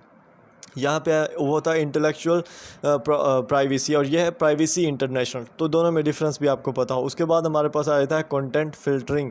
कंटेंट फ़िल्टरिंग नाम से ज़ाहिर कर रहा है कोई भी कंटेंट, ठीक है, कोई भी कंटेंट, यानी कि आपकी फाइल्स हैं, डाटा है, वीडियोज़, ऑडियोज़ है, कुछ भी है, उसको फ़िल्टर करना। उसमें ये देखना कि क्या उसमें कोई ऐसी चीज़ तो नहीं जो हमारी मोबाइल को या हमारे कंप्यूटर को नुकसान पहुंचा देती है, उसको हम क्या बोलते हैं, कंटेंट फ़िल्टरिंग बोलते हैं। सिंपल लफ्ज़ों में है, इसमें वही चीज़ बताई हुई है सारा कुछ, ठीक है। नेक्स्ट हम देखें हमारे पास है करेक्टर। करेक्टर का क्या मतलब होता है, कंटेंट फ़िल्टरिंग का जो प्रोसेस है वो वर्क करता है मैचिंग स्ट्रिंग्स ऑफ करेक्टर्स, ठीक है। वो स्ट्रिंग्स करती है, यानी कि जितने भी करेक्टर्स होते हैं, जो लफ्ज़ होते हैं, उनके साथ मैच करती है और उसके ऊपर वर्क करती है। लाइक फॉर एग्ज़ाम्पल जो इस कंटेंट फ़िल्टरिंग की एग्ज़ाम्पल में आप ये भी लिख सकते हो, जो प्लेजरिज्म चेकर होते हैं, ठीक है। प्लेजरिज्म चेकर क्या करते हैं, करेक्टर्स के जो स्ट्रिंग्स होती हैं उनको मैच करते हैं और हमें बताते हैं कि यहाँ पे आपकी प्लेजरिज्म है, ये डाटा आपने इधर से लिया है। तो ये कंटेंट फ़िल्टरिंग भी इसमें भी आता है और यहाँ पे हम क्या कर रहे होते हैं, कैरेक्टर्स को मैच कर रहे होते हैं, ठीक है। नेक्स्ट अगर हम देखें तो हमारे पास क्वेश्चन है ईमेल स्पैम का। ईमेल स्पैम जो है ना वो continues to become a major issues. Email spam होता है बेसिकली क्या है कि अनवांटेड ईमेल्स होती हैं वो हमारे ईमेल अकाउंट में आना स्टार्ट हो जाती हैं और वो स्पैम फोल्डर में पड़ी होती हैं, ठीक है।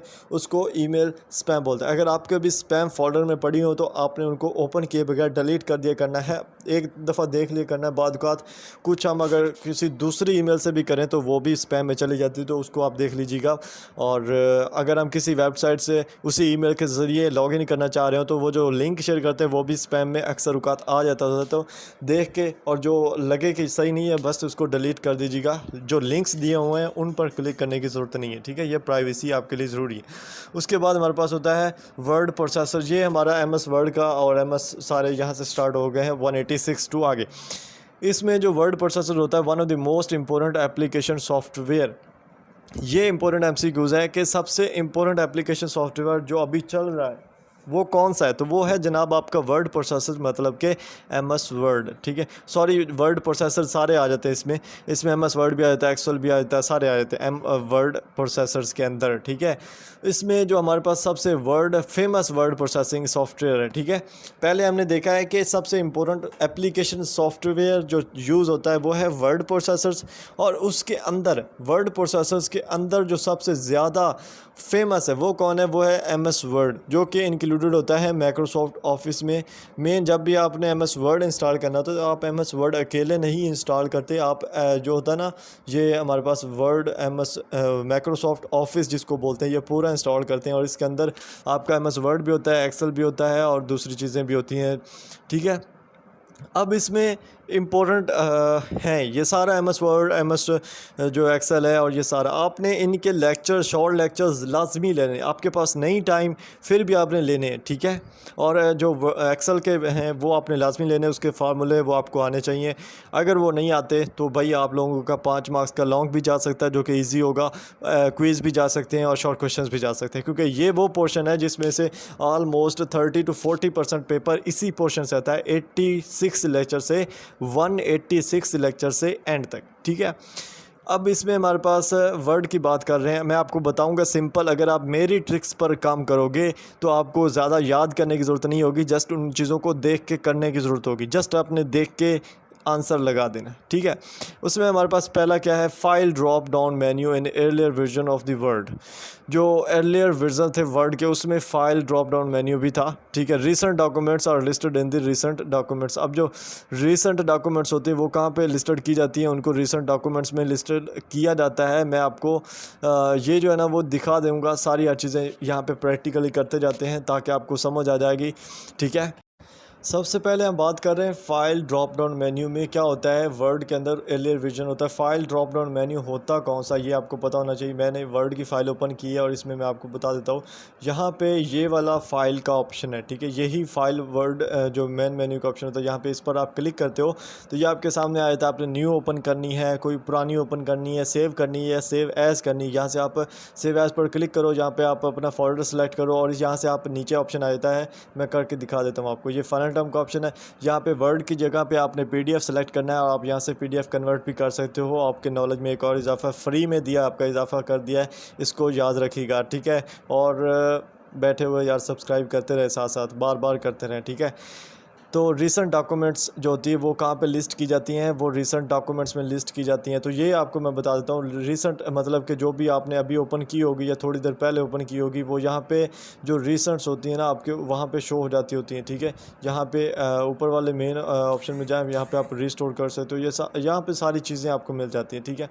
उसके बाद अगर हम देखें नीचे, ribbon is divided into tabs, groups and commands. Ribbon जो होता है आपको पता होना चाहिए, जो एक रिबन होता है वो कितनी चीज़ों में डिवाइड जो होता है, टैब्स होते हैं, उसमें आगे ग्रुप्स होते हैं और उसके आगे कमांड्स होती हैं, ठीक है।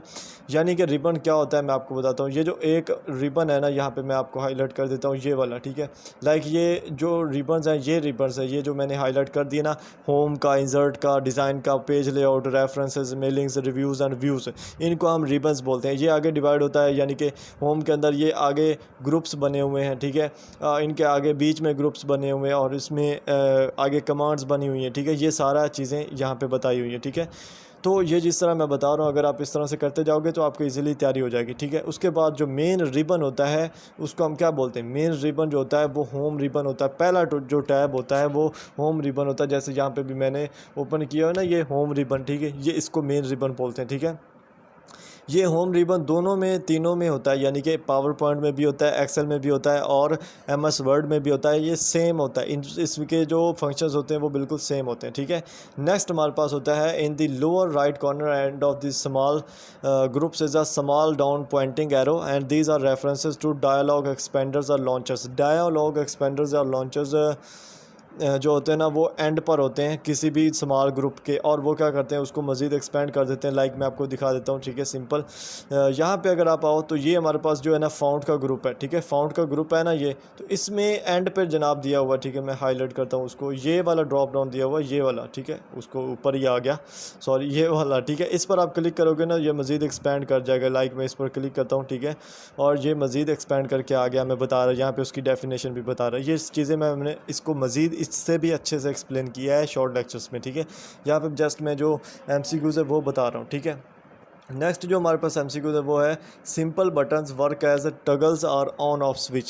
सिंपल जो बटन्स होते हैं वो टगल्स या ऑन ऑफ स्विच के तौर पे काम करते हैं, यानी कि उस पर ऊपर क्लिक करो तो वो ऑन हो जाएगा और उसके ऊपर ऑफ दोबारा क्लिक करो तो वो ऑफ हो जाएगा। लाइक सिंपल बटन मैं आपको दिखा देता हूँ। यहाँ पे आप आओ, यहाँ पे ये जो बोल्ड करने का लफ्ज़ है ये क्या है, ये एक सिंपल बटन है, ठीक है। इस पर आप क्लिक करोगे तो जो भी आप लफ्ज़ लिखोगे वो बोल्ड हो जाएगा। मतलब कि मैं इस पर क्लिक करता हूँ, ठीक है, और आप लिखता हूँ, आप देखें बोल्ड हो गया है, और उसी पे ऊपर मैं दोबारा क्लिक करता हूँ और लिखता हूँ तो ये क्या हुआ, बोल्ड नहीं हुआ। तो ये ऑन ऑफ स्विचेस के तौर पे जो वर्किंग होती है ये हमारे सिंपल बटन्स के अंदर होती है, ठीक है, और इसको हम टगल्स और ऑन ऑफ स्विचेस भी बोलते हैं। उसके बाद जो ड्रॉप डाउन मेन्यू होता है, buttons will have a down arrow to the right of the command change case control is an example, ठीक है।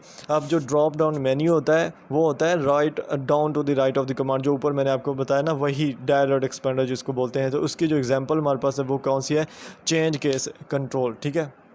चेंज केस कंट्रोल वाला जो फंक्शन है हमारे पास उसमें इसकी एग्जांपल आ जाती है चेंज केस कंट्रोल वाले फंक्शन में, ठीक है। ये पेज लेआउट है, इसमें आपके पास ये जो ये एग्जांपल है ना ये वाली, ठीक है, ये वाली, ये इसके एग्जांपल में आ जाती है। इसी तरह डिफरेंट है, यानी कि एक ही चीज़ की काफ़ी ज़्यादा एग्जांपल्स बनाई गई हैं, ठीक है। उसके बाद हमारे पास जो नेक्स्ट एमसीक्यूज़ है यहाँ पे वो simple button and a drop down menu button.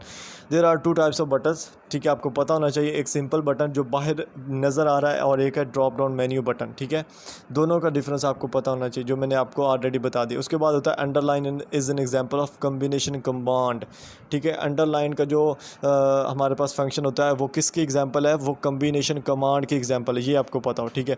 उसके बाद ये आपको नहीं भी पता यार, आप जाओ एमएस वर्ड आपने ओपन करनी साथ में, ठीक है, एमएस वर्ड ओपन की, ये अंडरलाइन कमांड है ना, तो इसका आप देखें ये कि कहाँ पे है, ठीक है, ये कम्बिनेशन कमांड, इसके अंदर मज़ीद आगे कम्बिनेशंस बने गए हैं, ठीक है। तो ये इसको क्या बोलते हैं, कम्बिनेशन कमांड्स, ठीक है।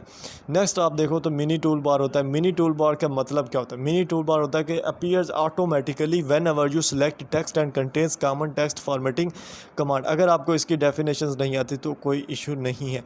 यहाँ पे हम आते हैं, यहाँ पे हम क्या करते हैं, टेक्स्ट को सिलेक्ट करते हैं। इसको मैंने सेलेक्ट किया, जैसे ही सिलेक्ट किया ये जो आ गई ना चीज़, इसको हम मिनी टूल बार बोलते हैं। इसमें हमारे पास बोर्ड का लफ्ज़ है, इसको इटैलिक्स का है, अंडरलाइन का है, इसको कलर करने का है, ठीक है। ये सारे जो ऑप्शन आ रहे हैं इसको हम मिनी टूल बार बोलते हैं। ये तब आती है जब हम टेक्स्ट को कर लेते हैं सिलेक्ट, या फिर हम जो ना वो राइट बटन दबाते तब भी आ जाती होती है अक्सर औक़ात, ठीक है। उसके बाद है quick access toolbar. Quick access toolbar जो होती है provide easy access to the commands you are most frequently. Quick access toolbar से हम क्या कर लेते हैं, जल्दी कोई भी चीज़ जो होती है वो हम जल्दी से उसमें एक्सेस हासिल कर सकते हैं। इसमें हमारे पास जो चीज़ें आती हैं वो मैं आपको दिखा देता हूँ। इसमें पहला जो होता है वो सेव का ऑप्शन होता है, एंडो का होता है, रीडो का होता है, क्विक प्रिंट बटन्स होते हैं, appear in the quick recent tool bar by default, ठीक है। ये चीज़ होती हैं इसमें क्विक एक्सेस टूल बार में, और ये आपको पता होना चाहिए यार। ऊपर आप इसको देख लीजिएगा, शॉर्ट लेक्चर्स आपने इसके क्लास में देखने, आपको इसकी आइडिया हो जाएगा, मुकम्मल आइडिया हो जाएगा, ठीक है। नेक्स्ट हमारे पास एक इम्पोर्टेंट कंसेप्ट है एंडो एंड रीडो का। पहले हम एंडो के एग्जांपल देखते हैं। इसमें हमारे पास दो शॉर्ट कीवर्ड्स हैं, शॉर्ट की हैं जिनको हमने याद करना है। पहला होता है control Z the typing disappears and control Y the typing reappears. ठीक है, अब मैं आपको बता देता हूँ, आप कभी भी असाइनमेंट्स बना रहे हो या कुछ भी कर रहे हो और आपसे कोई मिस्टेक हो जाती है, लाइक यहाँ पे मैं इस टेक्स्ट को इतना डिलीट कर देता हूँ और मैं क्या करता हूँ, मैं कंट्रोल प्लस जेड कर रहा हूँ और वो टेक्स्ट अगेन वापस आ गया। इसको बोलते हैं जो हमारे एंडो की पहली एग्जांपल। और कंट्रोल वाई होता है, उसका मतलब होता है कि रीअपीयर, यानी अगर आप यहीं पे उसी टेक्स्ट को सेलेक्ट करके या ना भी सिलेक्ट करो, इसमें टेक्स्ट सेलेक्ट करो ना करो कोई इशू नहीं होता है, कंट्रोल वाई कर दो तो वही टेक्स्ट जो मैंने पहले डिलीट किया था वो अगेन डिलीट हो गया। ठीक है, और कंट्रोल जेड में कर देता हूँ अगेन और वो अगेन आ गया। ठीक है, तो ये फंक्शन होता है। नेक्स्ट अगर आप देखो एंडो की एग्जांपल में, तो एंडो के एग्जांपल में हमारे पास यही तीन चीज़ें होती हैं मेन। पहला होता है control U to underline and control Z the underline is removed, control Y the underline reappears. अब इसमें आप क्या कर सकते हो, इसमें सिंपल अंडरलाइन का कंसेप्ट है, वही सेम है। फॉर एग्जांपल यही टेक्स्ट मैं क्या करता हूँ, इसको सिलेक्ट करता हूँ। ठीक है, सिलेक्ट करके मैं कंट्रोल यू करता हूँ, उसके नीचे अंडरलाइन अब लग गई है। ठीक है, पहले नहीं थी अब लग गई है लाल। ठीक है, अब मैं क्या करता हूँ, इसमें कंट्रोल इसको जेड करूँगा वो रिमूव हो जाएगी, कंट्रोल वाई करूँगा वो अंडरलाइन जो रिमूव हुई थी वो अगेन लग जाएगी। तो ये कंसेप्ट है इसका। ठीक है, तो ये इनका कंसेप्ट आपको पता होना चाहिए। उसके बाद आपको ये पता होना चाहिए जो MS वर्ड है उसके जो इम्पोर्टेंट ग्रुप्स होते हैं। ठीक है, सबसे पहला जो इम्पोर्टेंट ग्रुप होता है वो होता है होम रिबन। आपको नहीं पता यार, मैं आपको बताता हूँ। सिंपल शॉर्ट क्वेश्चन में या MCQs में पूछते हैं, कहते हैं कि MS वर्ड में जो होम रिबन है उसके जो ग्रुप्स हैं वो बताओ। होम रिबन ये आपके पास है। ठीक है, इसके जो ग्रुप्स हैं आपने आना, यहाँ पे पहला है क्लिप बोर्ड का, दूसरा फाउंट है, तीसरा पैराग्राफ है, स्टाइल का है, एडिटिंग का है। ठीक है, 5वें नंबर पर एडिटिंग है। तो ये आपने लिखने हैं, सेम देख के लिख ले, कोई इशू नहीं, कोई बंदा आपको रोकेगा नहीं, कोई कुछ नहीं करेगा। ठीक है, हमारे होते हुए ऐश करें। ठीक हो गया। उसके बाद जो नेक्स्ट है हमारे पास इंपॉर्टेंट ग्रुप्स, ये आपको मैंने बता दिए जो मैं आपको बताया अभी दिखाएं। ठीक है, उसके बाद वो आपको ये अगर बोलते हैं कि होम रिबन जो है ना, होम रिबन उसके अंदर जो डिफरेंट कमांड्स हैं बनी हुई वर्ड के अंदर, होम रिबन के अंदर वो कौन कौन सी हैं, उसके अंदर जो कमांड है वर्ड की फर्स्ट जो होम रिबन के अंदर होगी वो कौन कौन सी, उसमें क्लिप बोर्ड आ जाएगा, copy cut paste and format paste आ जाएगा। यही मैं चाहता हूँ कि आप लोगों को जस्ट इतना पता हो, इतना आइडिया हो कि कौन सी चीज़ में क्या क्या होती है। अब यहाँ पे जो हमारे पास पहला जो ये कौन सा है भला, सॉरी मैं इसको दूसरे से करता हूँ। ठीक है, होम रिबन की हम बात कर रहे हैं, होम रिबन की। उसमें जो पहला ग्रुप है, पहले ग्रुप का उन्होंने पूछा, पहला ग्रुप है हमारे पास क्लिप बोर्ड और पेस्ट का है, कट का ऑप्शन है, कॉपी का है, फॉर्मेट पेंटर का है, कट का ऑप्शन है, कॉपी का है, फॉर्मेट पेंटर का है। ठीक है, ये हमारे पास होम रिबन के अंदर ऑप्शंस हैं। ठीक है, ये ही वो पूछ रहा है और यही आपने इधर से देख के बता देने हैं। ठीक है, उसके बाद क्लिप बोर्ड ग्रुप है और will be open up the clip board panel. अब क्लिप बोर्ड ग्रुप जो उसी हमारे पास में आ रहा है, उसमें क्लिप बोर्ड पैनल ओपन होता है। वो कैसे होता है मैं आपको करके दिखाता हूँ। यहाँ पे आप आओ तो इसमें आप होम जो रिबन उसमें आना है और क्लिप बोर्ड का यहाँ पे आपको नज़र आ रहा होगा, यहाँ पे एक ड्रॉप डाउन मेन्यू बना हुआ है। ठीक है, या लॉन्चर्स या एक्सपेंडर्स आप बोल सकते हो। इस पर आप क्लिक करते हो तो यहाँ पे आपको ये जो क्लिप बोर्ड नज़र आ रहा है यहाँ पे साइड पर, ये वाला। ठीक है, ये वाला नज़र आ रहा है। आप कोई भी टेक्स्ट कॉपी करो या कट करो यहाँ से तो वो आपको इसमें नज़र आ जाएगा। ठीक है, लाइक मैं आपको दिखाता हूँ लाइव। यहाँ पे इस टेक्स्ट को मैं क्या करता हूँ, कट करता हूँ। अब ये जो टेक्स्ट था ये आप देख सकते हो यहाँ पे अगेन आ गया है, इधर शो हो रहा है। ठीक है, ये देखें यहाँ पे ना वो टेक्स्ट शो हो रहा है जो हमने यहाँ से कट किया था। ठीक है, यहाँ से जो कट किया था। ठीक है, ये क्लिप बोर्ड का ऑप्शन होता है। अब इसमें एक इम्पोर्टेंट MCQs जो मेरे तरफ भी आया था, मुझे आज भी याद है, और इसमें उन्होंने MCQs ये पूछा था कि अगर हम MS वर्ड में से कोई भी चीज़ ऐसे कॉपी करते हैं या कट करते हैं तो वो किधर जाती है।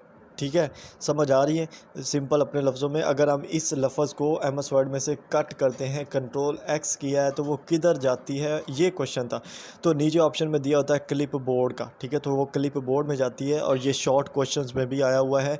इसको आपने अच्छे से करना है। अब आई थिंक करने की ज़रूरत तो नहीं है, आपका हो ही गया है ऑलमोस्ट। ठीक है, उसके बाद कट एंड कॉपी पेस्ट का ऑप्शन जो हमारे पास MS वर्ड में होता है, जो हम यानी कि शॉर्टकट कीज़ के बगैर देख सकते हैं, वो आप देख सकते हो।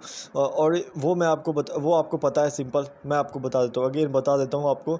यानी कि एक तो हम शॉर्टकट कीज़ के ज़रिए कर रहे थे और दूसरा हम क्या करेंगे, हम अपने माउस के से करेंगे। हम इसको सेलेक्ट करेंगे और इसको हमने कट करना है तो ऐसे जो हमारे पास राइट बटन होता है उसको क्लिक करेंगे, यहाँ पे कट और कॉपी का ऑप्शन है सेम, और यहाँ पे नीचे पेस्ट का भी ऑप्शन है। अगर आपने पेस्ट करना तो पेस्ट भी हो जाएगा, ठीक है। ये सारे फंक्शन इसी में यही चीज़ बताई गई है, ठीक है। नेक्स्ट जो यहाँ पे वही चीज़ अगेन एक इंपॉर्टेंट बताई गई है कि the office clip board is a storage area. Office clip board का जहाँ पे भी बोलते हैं ये इसको क्लिप बोर्ड भी बोलते हैं, ऑफिस क्लिप बोर्ड भी बोलते हैं, ठीक है। ये क्या है, एक स्टोरेज एरिया। इसमें क्या होता है कि जब भी हम कोई चीज़ कट करते हैं, वर्ड में हो या हमारे पास एक्सेल में हो, कहीं पर भी हो, ठीक है, हम वो जो चीज़ होती है वो क्लिप बोर्ड में चली जाती है और हम उसको यूज़ कर सकते हैं तभी जब तक हम उसको यूज़ कर रहे हैं, मतलब कि MS वर्ड को। अगर हम MS वर्ड इधर से काट देते हैं तो भी हमारे क्लिप बोर्ड में होती है। इस चीज़ को भी माइंड में रखिएगा, वो कंप्यूटर के क्लिप बोर्ड में फिर चली जाती होती है, ठीक है। उसके बाद हमारे पास जो ये दो कीज़ हैं, शॉर्टकट कीज़ हैं, कट और पेस्ट वाली। Ctrl+X से कट होता है, Ctrl+V से पेस्ट होता है। बेसिक सा मेथड है, ये तो आपको पता है, तो ये आपको आनी चाहिए, ठीक है। सेकंड ग्रुप ऑफ कमांड्स जो होता है वो कौन सा है, वो उन्होंने पूछा है होम रिबन में। सेकंड ग्रुप ऑफ कमांड्स कौन सा है, तो वो फॉन्ट ग्रुप का है, ठीक है। ये मैं आपको ऑलरेडी बता दिया है कि यार जब भी वो ग्रुप पूछ रहे हैं, यानी कि MS वर्ड में आते हैं वो, और वो पूछते हैं कि ये जो होम रिबन है, ये वाला होम रिबन, इसके अंदर जो सेकंड ग्रुप है, पहला ग्रुप है क्लिप बोर्ड का, दूसरा है फॉन्ट का, ठीक है। फॉन्ट ग्रुप हो गया, उसमें अगर वो कुछ भी बोलते हैं तो आप इसमें से देख सकते हो। अगर आपको नहीं भी समझ आ रही, यार आपको नहीं समझ आ रही, आप इस पर आओ, जैसे ये ये कलर होता है बैकग्राउंड कलर, इस पर आप आओ, क्लिक करो, यहाँ नीचे लिखा हुआ आ जाएगा text highlight colour, make your text pop by highlighting it in a bright colour, यानी कि उसकी डेफिनेशन भी आपको दे देते हैं। तो ये चीज़ें रहती हैं जो आपको पता होनी चाहिए, ठीक है। सिंपल, ये इसमें कोई इंपॉर्टेंट चीज़ें आपको याद करने वाली नहीं हैं, ठीक है। उसके बाद नेक्स्ट जो हमारे पास है basic text editing. Font group task जो है वो कहाँ पे होगा, अगर आपको नहीं पता तो आपने जाना होम टैब में, फिर फॉन्ट ग्रुप में, फिर फॉन्ट एरो में, ठीक है। ये मैं आपको करके दिखाता हूँ। यही चीज़ वो अगेन पूछ रहे हैं, वो कहते हैं कि फॉन्ट ग्रुप के अंदर जो फॉन्ट टैब है उसको आपने क्लिक करना है, ठीक है। आप होम में आते हो, ठीक है। फर्स्ट आपने क्या करना है, होम टैब में आना है, ठीक है। होम में आने के बाद दूसरा ग्रुप है फॉन्ट का, इसमें आना है। इसमें जो ये होता है ना, जहाँ से हम न्यू टाइम्स रोमन सेलेक्ट करते हैं, इसको फॉन्ट टैब बोलते हैं। इसमें आप आओ और इसमें आप आकर ऐसे क्लिक करो, ठीक है, और इस तरह ये सारी चीज़ें आ जाएगी। अगर आपको इसका नाम नहीं पता तो इस पर क्लिक करो ऐसे, ये देखें फॉन्ट, Ctrl+Shift+F, उसके ज़रिए भी आप इसको ले सकते हो। तो ये कंट्रोल मतलब कि यहाँ पे फॉन्ट आपका ओपन हो जाता है, ठीक है। उसके बाद MS वर्ड में थर्ड ग्रुप कौन सा, ये आपको पता है यार, इसको मैं नहीं बताने वाला, ठीक है। फोर्थ ग्रुप कौन सा, स्टाइल ग्रुप है, ठीक है। स्टाइल ग्रुप के अंदर क्या होता है, सेट ऑफ फॉर्मेटिंग कैरेक्टरिस्टिक्स होती हैं, लाइक कि फ़ॉन्ट का नेम, साइज़, कलर, उसका पैराग्राफ अलाइनमेंट और उसकी स्पेसिंग किस तरह से करनी होती है, ये स्टाइल ग्रुप में होती है, ठीक है। आपको नहीं पता यार, आप अगेन आओ ना, MS वर्ड में आओ अगेन, ठीक है। आप यहाँ पे आओ, यहाँ पे आपका जो हमारे पास ये पैराग्राफ का ऑप्शन है, ये वाला, इसकी बात हो रही है, ठीक है। और इसके अंदर आपको पता है, इसमें हम सारी चीज़ें कर सकते हैं, जो भी चीज़ें हैं वो हम यहाँ से कर सकते हो, ठीक है, जो भी बताई हुई है, ठीक है।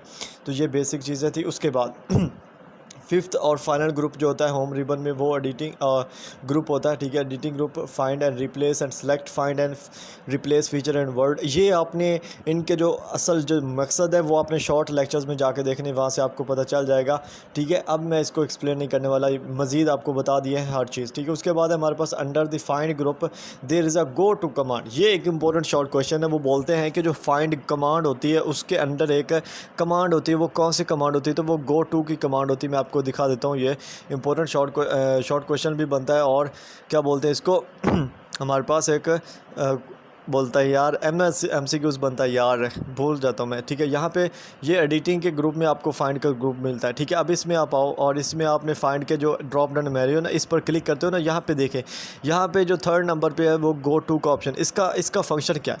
इस पर आप ऐसे ही माउस लेकर आओ और आपको ना ऐसे ही माउस लेकर आओ और आपको पता चल जाएगा, यहाँ पे ना लिखा हुआ आ जाता है, ठीक है। लिखा हुआ आ जाता है कि इसका फंक्शन क्या है, मतलब सर्च करने के लिए यूज़ करते हैं, ठीक है। जब भी कोई लफ्ज़ सर्च करना हो ना पूरी फाइल में से, तो उसके लिए यूज़ करते हैं, ठीक है। उसके बाद सेलेक्ट जो ग्रुप होता है उसके अंदर कौन कौन से पर्पसेस होते हैं, कौन कौन सी चीज़ें होती थी, उसमें हम सेलेक्ट ऑल कर सकते हैं, सेलेक्ट ऑब्जेक्ट भी कर सकते हैं, कुछ टेक्स्ट आपने सेलेक्ट करना हो तो वो भी कर सकते हैं। ये 3 फंक्शंस होते हैं, ठीक है। उसके बाद जो नेक्स्ट हमारे पास होता है pages group. Pages group is in the far left of the insert tab, cover page, blank page and page break, ठीक है। यानी कि पेज ग्रुप जो होता है वो कहाँ पे मौजूद होता है, ठीक है। कहाँ पे मौजूद होता है पेज ग्रुप जनाब, ये इंसर्ट में आप आओ ना, इंसर्ट में, तो यहाँ पे आपको मौजूद मिल जाएगा, ठीक है। ये सेकंड होम ग्रुप रिबन है हमारे पास, इसमें पेज का ये ग्रुप है और इसके अंदर आपको सारी चीज़ें मिल जाएंगी, ठीक है। ये वही चीज़ें यार, मैं अब ख़ुद शर्मिंदा ना हो जाऊँ मैं, क्योंकि मैंने शॉर्ट लेक्चर्स में इतने डिटेल से बताया हुआ ये चीज़ें सारी, ठीक है। उसके बाद हमारे पास आ जाता है कि books that keeps record of all transaction expenditure and incomes, such a book can be called manual और पेपर स्प्रेडशीट्स। ऐसी तमाम जितने भी आपको कारोबार नज़र आएंगे उसमें जो मेन चीज़ यूज़ हो रही होती है वो स्प्रेडशीट होती है। उसमें क्या होता है, उसमें जो ट्रांजैक्शन उन्होंने की होती है उनका कंसेप्ट होता है, उनकी डिटेल होती है, जो वो लगाए बैठे होते हैं, जो उनका मुनाफा होता है, जो उन्होंने पैसे खर्च किए होते हैं, वो सारी होती है, वो स्प्रेडशीट कहलाता है, ठीक है। MS पावर पॉइंट में आ जाते हैं। MS पावर पॉइंट किस लिए यूज़ होता है? टू डेवलप प्रेजेंटेशंस, यानी कि जो पावर पॉइंट स्लाइड्स होती हैं उनको डेवलप करने के लिए यूज़ होता है, ठीक है। इसमें क्या होता है, इसमें भी वही है, आपने ओपन करना है, MS पावर पॉइंट को ओपन करना है और इसमें जाके देखना है कि किस जगह पे कौन सी चीज़ है। तो यहाँ पे उन्होंने बोली है कि design your slide as per your requirement, the first group is called the themes, ठीक है। पहला ग्रुप जो होता है वो थीम्स कहलाता है MS पावर पॉइंट में। MS पावर पॉइंट में से इतने MCQs या क्वेश्चंस जो होते हैं वो नहीं आते हैं, लेकिन MS एक्सेल और MS वर्ड में से ज़्यादा आते हैं, ठीक है। जो पहला होता है spreadsheet. Spreadsheet is a tool that is use to organise data and such as a check register. Spreadsheet ऊपर भी इसकी डेफिनेशन वही आई है। इसमें हम क्या करता है, बेसिकली ये डाटा को ऑर्गेनाइज करता है। इसमें हम देख सकते हैं कि हमारे इनकम क्या है, हमारे एक्सपेंडिचर क्या है, हमारे जो सारे आ रहे हैं जितने भी उसकी डिटेल्स है वो क्या है। तो स्प्रेडशीट इसको बोलते हैं। जैसे कि हमारे पास चेक रजिस्टर्स होते हैं, ठीक है, एग्जाम्पल इसकी दी हुई है, ठीक है। तो ये बिज़नेस जो रिकॉर्ड्स होते हैं उनको रखने के लिए यूज़ होते हैं। उसके बाद हमारे पास माइक्रोसॉफ्ट एक्सेल वाले टॉपिक्स जो है ना, ये 220 से 224 तक है। दो वीडियोस मैंने शॉर्ट लेक्चर्स, दो वीडियोस है जिनमें मैंने जो इनके फार्मूलेज हैं उनको कवर किया। अगर आप लोग देखोगे तो आपके 5 मार्क्स का long question, short question, MCQs वहीं से क्लियर हो जाएंगे। जस्ट आपके आधा घंटा लगेगा और आपके कंसेप्ट भी क्लियर हो जाएंगे और आपको कुछ याद करने की ज़रूरत नहीं होगी। जस्ट आपने जैसा कॉपी पेस्ट ही काम है, जस्ट आपको नहीं करना है, ठीक है। इसमें क्या होता है, ये हमारे पास एक एग्जांपल है, ठीक है। MS पावर पॉइंट एक्सेल जो है ये किसकी एग्जांपल, हमारे पास स्प्रेडशीट एप्लीकेशन प्रोग्राम जो होता है उसकी एग्जांपल है, ठीक है। ये किसकी एग्जांपल है? स्प्रेडशीट एप्लीकेशन प्रोग्राम की। ये किस लिए यूज़ होता है? इसमें भी हम क्या करते हैं, सेम जो डाटा होता है उसको स्टोर करते हैं, ऑर्गेनाइज करते हैं और मैनिपुलेट करते हैं, ठीक है, MS एक्सेल में, ठीक है।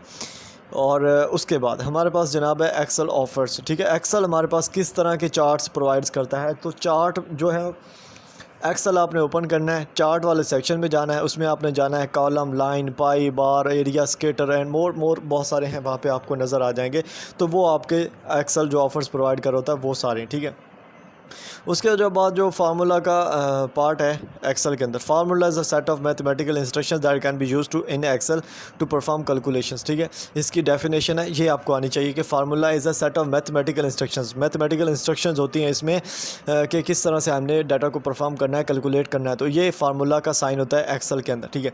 उसके बाद जो सबसे इंपॉर्टेंट एक MCQs एक्सेल में से है वो ये है कि type the equal sign and the formula. जब भी कोई फार्मूला हमने लिखना है या हमने लिखना चाह रहे हैं तो उससे पहले हम क्या करते हैं, जो इक्वल टू का साइन होता है ना, इक्वल टू का साइन, ठीक है, ये वाला साइन जो होता है हम इसको लगाते हैं। उसके बाद फार्मूला राइट करते हैं तो हमारा फार्मूला लिखा जाता है। मैं आपको अगेन बता रहा हूँ, आपने मेरा जो शॉर्ट लेक्चर्स वाले 2 लेक्चर्स हैं ना, लेक्चर 222 से आई थिंक 224 तक है, तो वो लाजमी देख रहे हैं। 2 वीडियोज़ हैं अलग अलग, प्ले लिस्ट में जाके सर्च कर लीजिएगा, एंड पे मिल जाएंगी, ठीक है। यहाँ पे हमारे पास जो ये कॉलन का साइन होता है, कॉलन का sign is use to specify the range of the cells on which you want to apply the data. ये क्या करता है, रेंजेस को स्पेसिफाई करता है, यानी कि आपने पहला कॉलम कौन सा सिलेक्ट किया है, देन आप कौन सा कॉलम सेलेक्ट कर रहे हो। लाइक C6 आपने सेलेक्ट किया है तो D आप सेलेक्ट कर रहे हो तो D6 कर रहे हो, तो उसके लिए यूज़ होता है, ठीक है। ये फार्मूले के दरमियान में यूज़ होता है। अगर ये नहीं करोगे तो फिर 2 सेल्स अगर आप सेलेक्ट कर चाह रहे हो तो वो नहीं होंगे, ठीक है। उसके बाद हमारे पास जो बेसिक फंक्शंस होते हैं ना, बेसिक जो फार्मूले हमारे बनाए गए हैं, हमारे बताए गए हैं हमारे हैंडआउट्स में, ठीक है। वो हैंडआउट्स और जो शॉर्ट लेक्चर्स उनमें थोड़ा फ़र्क है, मैं आपको बताऊंगा। इसमें 5 फार्मूले तो सेम है, एवरेज का है, सम का है, मिनिमम, मैक्सिमम और काउंट का, ठीक है, काउंट का। ये 5 फार्मूले जो बेसिक हमारे हैंडआउट्स में दिखाए गए हैं। लेकिन जब आप अपने LMS पे जाके लेक्चर्स लोगे या आप मेरे वाले शॉर्ट लेक्चर्स जो देखोगे तो उनमें क्या होगा कि उनमें आपको काउंट इफ़ का फार्मूला भी बताया मैंने। अब काउंट इफ़ का फार्मूला जो है ना वो सबसे ज़्यादा इंपॉर्टेंट है, उसी पर अक्सर औकात 5 मार्क्स का लॉन्ग आता है। ना आए तो शॉर्ट क्वेश्चन 3 मार्क्स का लाजमी आता है, ठीक है। वो भी ना आए तो MCQs तो कहीं गए ही नहीं, ठीक है। मतलब कि इतना इंपॉर्टेंट टॉपिक्स हैं ये। अब उसके बाद क्या है, हमारे पास टू टाइप्स ऑफ सॉर्ट्स होती हैं। सॉर्ट्स एक्सेल के अंदर जब भी हमने डाटा को सॉर्ट करना होता है तो दो टाइप्स ऑफ सॉर्ट्स होती हैं। एक होती है हमारे पास बेसिक सॉर्ट और दूसरी होती है custom sort. Basic sort and custom sort, ये दो तरह की सॉर्ट्स होती हैं, बस इतना आपको पता हो, ठीक है। इस जो आगे है इसको मैं डिलीट कर देता हूँ क्योंकि ये चीज़ें आपने याद नहीं करनी, ठीक है। ये चीज़ें आप जब वो लेक्चर देखोगे तो आपको इन चीज़ों की समझ आ जाएगी। नेक्स्ट हमारे पास होता है डेटाबेस। डेटाबेस की डेफिनेशन है सिंपल, मैं आपको बताया भी है। डेटाबेस यानी कि डाटा की बेस, जहाँ पे डाटा क्या है, डाटा की कलेक्शन ऑफ फाइल्स है, जहाँ पे डाटा के टेबल्स में रेफर किया जाता है, ठीक है। डेटाबेस में एक चीज़ याद रखिएगा, जो हमारे पास डाटा होता है उनको हम रेफर किस किस शक्ल में करते हैं, टेबल्स की शक्ल में करते हैं। किसकी शक्ल में करते हैं, टेबल की शक्ल में करते हैं, ठीक है। और इसमें क्या होता है कि जितनी भी इन्फॉर्मेशन होता है उसका एक ऑर्गेनाइज्ड फॉर्म में इसमें हम उसको रखा होता है ताकि हम इजीली उसको एक्सेस कर सकें। डाटाबेस इसी को बोलते हैं, ठीक है। आप इसको बोल सकते हैं कलेक्शन ऑफ डाटा भी बोल सकते हो सिंपल लफ्ज़ में, ठीक है। SQL होता क्या है ये आपको पता होना चाहिए। SQL की फुल फॉर्म होती है structured query language. Structured query language, structured query language, बस इतना आपको पता हो, ठीक है। उसके बाद रिलेशनल डेटाबेस क्या होता है, this is the most commonly used syntax for quarrying. Quarrying के लिए जो सबसे ज़्यादा मोस्ट कॉमनली यूज़ होता है वो कौन सा है, वो रिलेशनल डेटाबेस होता है, रिलेशनल डेटाबेस, ठीक है। उसके बाद है हमारे पास external data tab is use to import, export, collect and share data between different databases. ऐसा टैब जो इंपोर्ट करता है, एक्सपोर्ट करता है, कलेक्ट करता है, शेयर करता है डिफरेंट डेटाबेसेस को, उसको हम क्या बोलते हैं, एक्सटर्नल डाटा बोलते हैं, ठीक है। उसके बाद इंपॉर्टेंट MCQs यहाँ पे एक है, each column in table is refer to as a field. Table के अंदर जो हर कॉलम होता है उसको हम क्या बोलते हैं, फील्ड बोलते हैं। लाइक यहाँ पे नीचे एक टेबल दिया हुआ है ना, ये वाला हमारे पास ये टेबल है ना, इसमें क्वेरी है, डिस्क्रिप्शन है, इसमें जो अब एक एक कॉलम है, यानी कि ये जो क्वेरी है और ये जो सिलेक्ट का है, ये डिस्क्रिप्शन का है, इसको हम क्या बोलते हैं, इसको हम फील्ड बोलते हैं, ठीक है। ये चीज़ है। उसके बाद हमारे पास है क्वेरी टाइप्स। क्वेरी की जो टाइप्स हैं ये आपको पता होना चाहिए। ये जो क्वेरी की टाइप्स वाला क्वेश्चन है ना, ये बहुत ज़्यादा इंपॉर्टेंट है यार फाइनल टर्म के लिए, ठीक है। इसमें आपको 5 मार्क्स का क्वेश्चन होता है या 3 मार्क्स का भी आता है और है बहुत ज़्यादा इंपॉर्टेंट, ठीक है। इसमें पूछते गए हैं वो मैं आपको बता देता हूँ। फर्स्ट जो पहली चीज़ है कि क्वेरी की कितनी टाइप्स होती हैं, तो क्वेरी की 4 टाइप्स होती हैं, ठीक है। आपको पता होना चाहिए जो क्वेरी होती है उसकी कितनी टाइप्स होती हैं, 4 होती हैं, ठीक है। 4 कौन कौन सी होती हैं, ठीक है, ये भी आपको पता होना चाहिए, मैं आपको बता देता हूँ। और इनका आपने याद क्या करना वो भी बताता हूँ, ठीक है, बताता हूँ, ठीक है। क्वेरी की 4 टाइप होती हैं। पहली होती है हमारे पास सेलेक्ट की टाइप, ठीक है। दूसरी होती है हमारे पास इंसर्ट की टाइप, तीसरी होती है अपडेट की और चौथी होती है डिलीट की, ठीक है। अब इनमें जो आपने याद करना होता है वो ये पूछते हैं, ये जो आप एंड पे देख रहे हो जेनेरिक SQL सिंटैक्स, ठीक है। जेनेरिक SQL सिंटैक्स वो ये पूछते हैं कि जो क्वेरी की टाइप्स हैं उनका आपको ज़िक्र बोल देते हैं कि जो सिलेक्ट है या जो इंसर्ट है, इनकी आप क्या बोलो, इनकी आपने लिखनी है जेनेरिक SQL सिंटैक्स, ठीक है। ये जो फार्मूला दिए हो ना इन टेबल्स में, ठीक है, ये वो बोलते हैं कि इनको लिखना है आपने। तो सिलेक्ट के फार्मूले यहाँ पे 3 दिए हुए हैं, इनमें से आप कोई भी एक याद कर लेना, ठीक है। सिलेक्ट के फार्मूले कितने दिए हुए हैं, यहाँ पे 3 दिए हुए हैं, इनमें से ये छोटा सा इसको याद कर लेना। उसके अलावा इंसर्ट के दिए हुए हैं, ये छोटा सा इसको याद कर लेना, ठीक है। इसी तरह अपडेट का है और हमारे पास डिलीट का है, ये आपको फार्मूले लाजमी आना चाहिए, ठीक है। और डिलीट का जो ऑप्शन होता है इसका एक फंक्शन भी होता है, थोड़ा सा आप फंक्शन को भी देख लीजिएगा। मेनली जो है ना वो सिंटैक्स ही आपसे पूछते हैं, वो बोलते हैं कि इसका सिंटैक्स लिख दो, ठीक है। तो आपने इसका ये चीज़ें हैं ये लिख देनी है, ठीक है। डिलीट का जो हमारे पास कंसेप्ट है ये क्या होता है, ये डाटा होता है डाटाबेस में जो उसको रिमूव करने के लिए यूज़ करते हैं हम, ठीक है, सिंपल सा। उसके बाद हमारे पास यहाँ पे थोड़ा सा इंपॉर्टेंट MCQs हैं और शॉर्ट क्वेश्चन है, इस चीज़ को देख लेना। पहला जो इसमें हमारे पास होता है वो है HTML फाइल। HTML फाइल होता क्या है, a web page is nothing more than a file, जिसको हम HTML फाइल बोलते हैं to be exact, and it's called HTML because, इसको HTML क्यों बोलते हैं, क्योंकि इसमें जो फाइल की एक्सटेंशन होती है वो .html में होती है या .htm होती है, ठीक है। तो ये HTML फाइल होती है, ठीक है।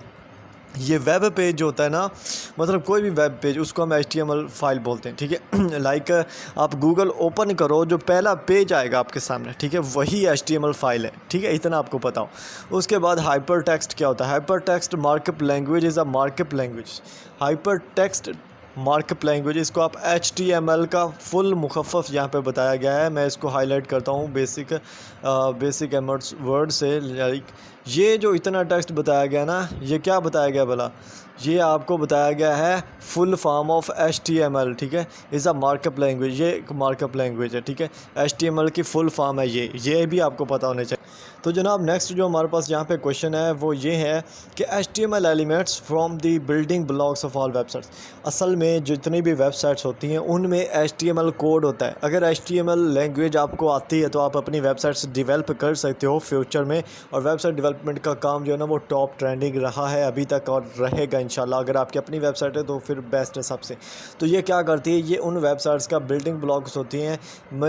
कोई भी यार HTML कोड है आपके पास, आप अपनी वेबसाइट बना सकते हो, उसको जस्ट पेस्ट करना होता है, रन करना होता है, वो वेबसाइट बना के आपको दे देता है, पूरी वेबसाइट बन जाती होती है, ठीक है। सेम यही चीज़ है। उसके बाद है width and height are attributes for image. जो विड्थ और हाइट होती हैं वो किस के एट्रीब्यूट्स हैं, किस चीज़ के खसूसियात हैं, तो वो इमेज के खसूसियात कंसिडर किए जाते हैं, ठीक है। उसके बाद HTML जो हम ऊपर डिस्कस कर रहे थे कि जैसे HTML यूज़ होता है वेब पेज को क्रिएट करने के लिए, तो इसको कुछ सॉफ्टवेयर भी होंगे ना जो HTML जिसमें हम HTML को लिख सकें, जिसमें हम HTML को सीख सकें, तो उसको हम बोलते हैं HTML एडिटर। HTML एडिटर का मतलब यही होता है, इसमें कुछ एडिटर होते हैं जैसे CSS है, इसका फुल फॉर्म आपको पता हो cascading style sheets, cascading style sheets. उसके बाद XML एक होता है, इसका फुल फॉर्म होती है एक्सटेंसिबल मार्कअप लैंग्वेज, और जावास्क्रिप्ट होता है, ठीक है। जावास्क्रिप्ट होता है, XML होता है, ठीक है, और CSS होता है। ये HTML एडिटर्स हैं HTML को राइट करने के लिए, और उसको मज़ीद बेहतर से आप उसको देख सकते हो उसमें जाके कि ये सही रन कर रहा है या नहीं, ठीक है। उसके बाद यार वो पूछते हैं Adobe Dreamweaver. Adobe Dreamweaver is a web design and development application that provides a visual, ये इसको क्या बोलते हैं भला, इसकी फुल फॉर्म यही मैं आपको बता देता हूँ, ठीक है। Adobe Dreamweaver basically use होता है वेब डिज़ाइनमेंट में और डेवलपमेंट के लिए, ठीक है। वही अगेन मैं बताऊँगा, जैसे HTML के लिए हम वेब डेवलपमेंट के लिए यूज़ करते हैं तो इसको भी हम वहीं पे यूज़ करते हैं, ठीक है। अब इसमें एक कंसेप्ट यूज़ होता है, कंसेप्ट क्या है, WYSIWYG एडिटर, ठीक है। यहाँ पे जो मैंने हाईलाइट किया, इसका मतलब क्या होता है, इसका मतलब बेसिकली ये होता है what you see is what you get, ठीक है। What you see is what you get, ये इसका मुखफ़फ़ होता है और ये आपको पता होना चाहिए, ठीक है। ये शॉर्ट क्वेश्चन है, MCQs है, ये आपको पता होना चाहिए इसका फुल फॉर्म क्या बनती है, ठीक है। उसके बाद नेक्स्ट जो हमारे पास क्वेश्चन है ड्रीम व्यूवर के हवाले से है। Dream viewer is a powerful application for developing websites and mobile applications. वो कौन सी पावरफुल एप्लीकेशंस है जो मोबाइल एप्लीकेशंस और वेबसाइट्स की डेवलपमेंट के लिए यूज़ होती है, तो वो कौन सी है, ड्रीम व्यूवर, ठीक है। जस्ट इनफ, इतना बहुत है, इतना आपको आना चाहिए, ठीक है। उसके बाद बुलेटेड होते हैं।